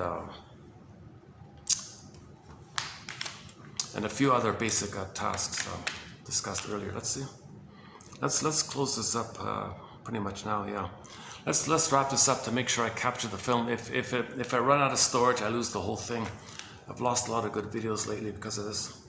So for the love of narrative medicine, however anxious or unrelaxed my delivery was, I'd like to think it's about the quotes. Disclaimer, I'm not a shrink, I'm not a professor. I only have a BA. I'm trying to learn this perspective. I've never been analyzed. You see my anxiety. But I feel a little enthusiastic about Miss Teachworth's book called Why Do We Choose the Mates We Do? Is that right? Anything you learn about self-improvement, self-development. Instead of applying it to somebody in the present who you think's your mother in the past and trying to get a better outcome for the past, pause. Instead of that, it's not going to work. Upgrade and create a new healthy precedent in your mind of a healthy parents. When there's a healthy parents memory, even though it's fake, even though it's make-believe, even though it's positive false memories, okay, or made-up memories, have something that you can maybe refer to. It's healthy, so it should have been healthy, so it's filling in what should have been there, right? So you're filling in what should have been there, so it's going to stick a little bit. I think that's the idea. So you role play a healthy father with the new communication skills. You role play a healthy mother from your childhood with new communication skills. So give your new communication skills to your parents, role play those parents with those new gifts, upgrade, create healthy parents in your mind. Have that as an alternative circuit, and then you'll live your life by that alternative circuit. The old circuit's still there, and when you're very stressed, you might fall back on it, but you want to build that positive circuit and build it like that. It's too bad she didn't train others. When she passed away, kind of disappeared. She did a final book, but it's not available. I really hope we can dig up that updated book of hers. But nevertheless, it's a very good book. It's a very good book. I'm very surprised. It's one of the best self-help books, actually. I would say it's one of the best self-help books around. 1997, Why Do We Choose the Mates We Do, by Anne Teachworth. It's a real name, Teachworth, and I think it's worth reading her book. Her teaching is worthwhile.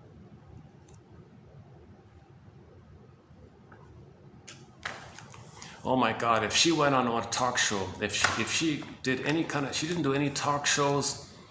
She had, before she passed away, she did some self clips on YouTube. So that's there. But in her day in the 90s, if she went on the talk show circuit, I think that could have stimulated an immense amount of interest. And that's what we're missing, right? So I'll try to update this kind of thing. And you know, at the very least, you breathe a little bit because you know why you chose in the past, right? You follow the template. So you make some kind of sense like that. So at the very least, you'll get that benefit of understanding why you chose by this model. The second part with the 3 chairs, that's a bit of a question mark. It sounds encouraging, but still a question mark for me personally. Let's begin to wrap up here. For the love, let's find a closing song here. What a Fool Believes by the Doobie Brothers.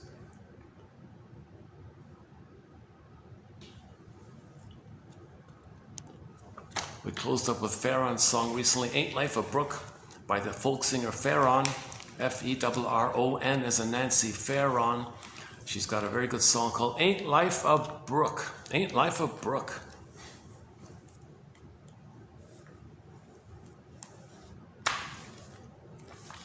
The light, the candle. Do we have songs about You Are the Light? Harlequin? What about Harlequin? We haven't played them in a while. The classic rock band Harlequin. I think we have 5 songs on their Superstitious Feeling. I Did It for Love. Rise is a good one. I like the live one. They're both good, the studio and live. The live, You Are the Light is good. I like that one. Why don't we close up with that one? The live version of You Are the Light. So we want to be the light, raise consciousness. Then you are the light, find the light, be the light, you're spreading the light. Find the light, you'll be the light, you're spreading the light. How's that? All right? So back to the native people, indigenous people, inside the 2 wolves one. Well, which one do you want to feed? Do you want to feel? Oh, okay, the Chinese proverb. Yeah, you don't curse the darkness, you light a candle. And we had a quote recently about that. Hold on a second. There's a quote about that. If I can find it quickly here. Is that the one?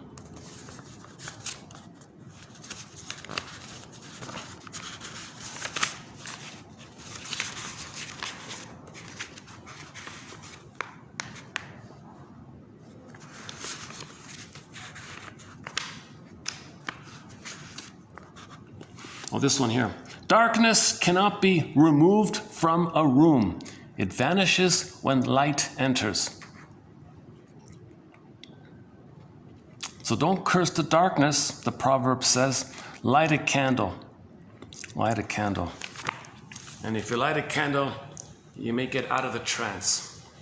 And like she says, you don't have to quack anymore. In her book, she says you're quacking. When you're triggered, you're quacking the past, like the duck one. You Are the Light by Harlequin, the classic rock band Harlequin. Ya la buena, from the live one, the Q, live, Q, something live. It's the only live album, live, Q, something like that.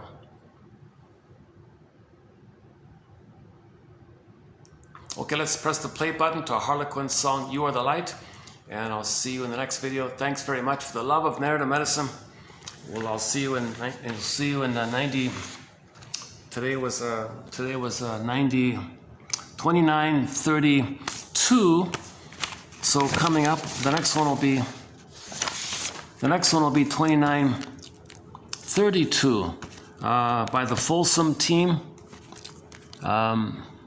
One about the gambling one, Fenichel, one from Fenichel. There's the Twilight Zone, Shades of Guilt. The old saying goes, you don't know a man until you walk a mile in his shoes. Matt McGrady went one better. He got to walk in another man's skin. A simple lesson in compassion, courtesy of the Twilight Zone. Okay, episode Shades of Guilt, not gray. Shades of Guilt. That's the 2002/3 revival of the Twilight Zone. So we'll talk about that one again. How to make an apology. Okay, here's a good example.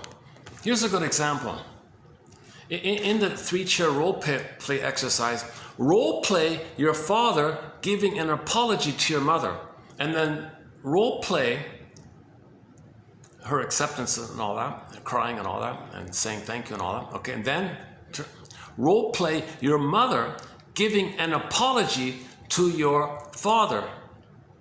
So how do you make an apology? Okay, go to the next video, 29:32, the second one at the end. You got to be specific and how you feel about it, and be specific about. A genuine apology is personal, clear, and specific.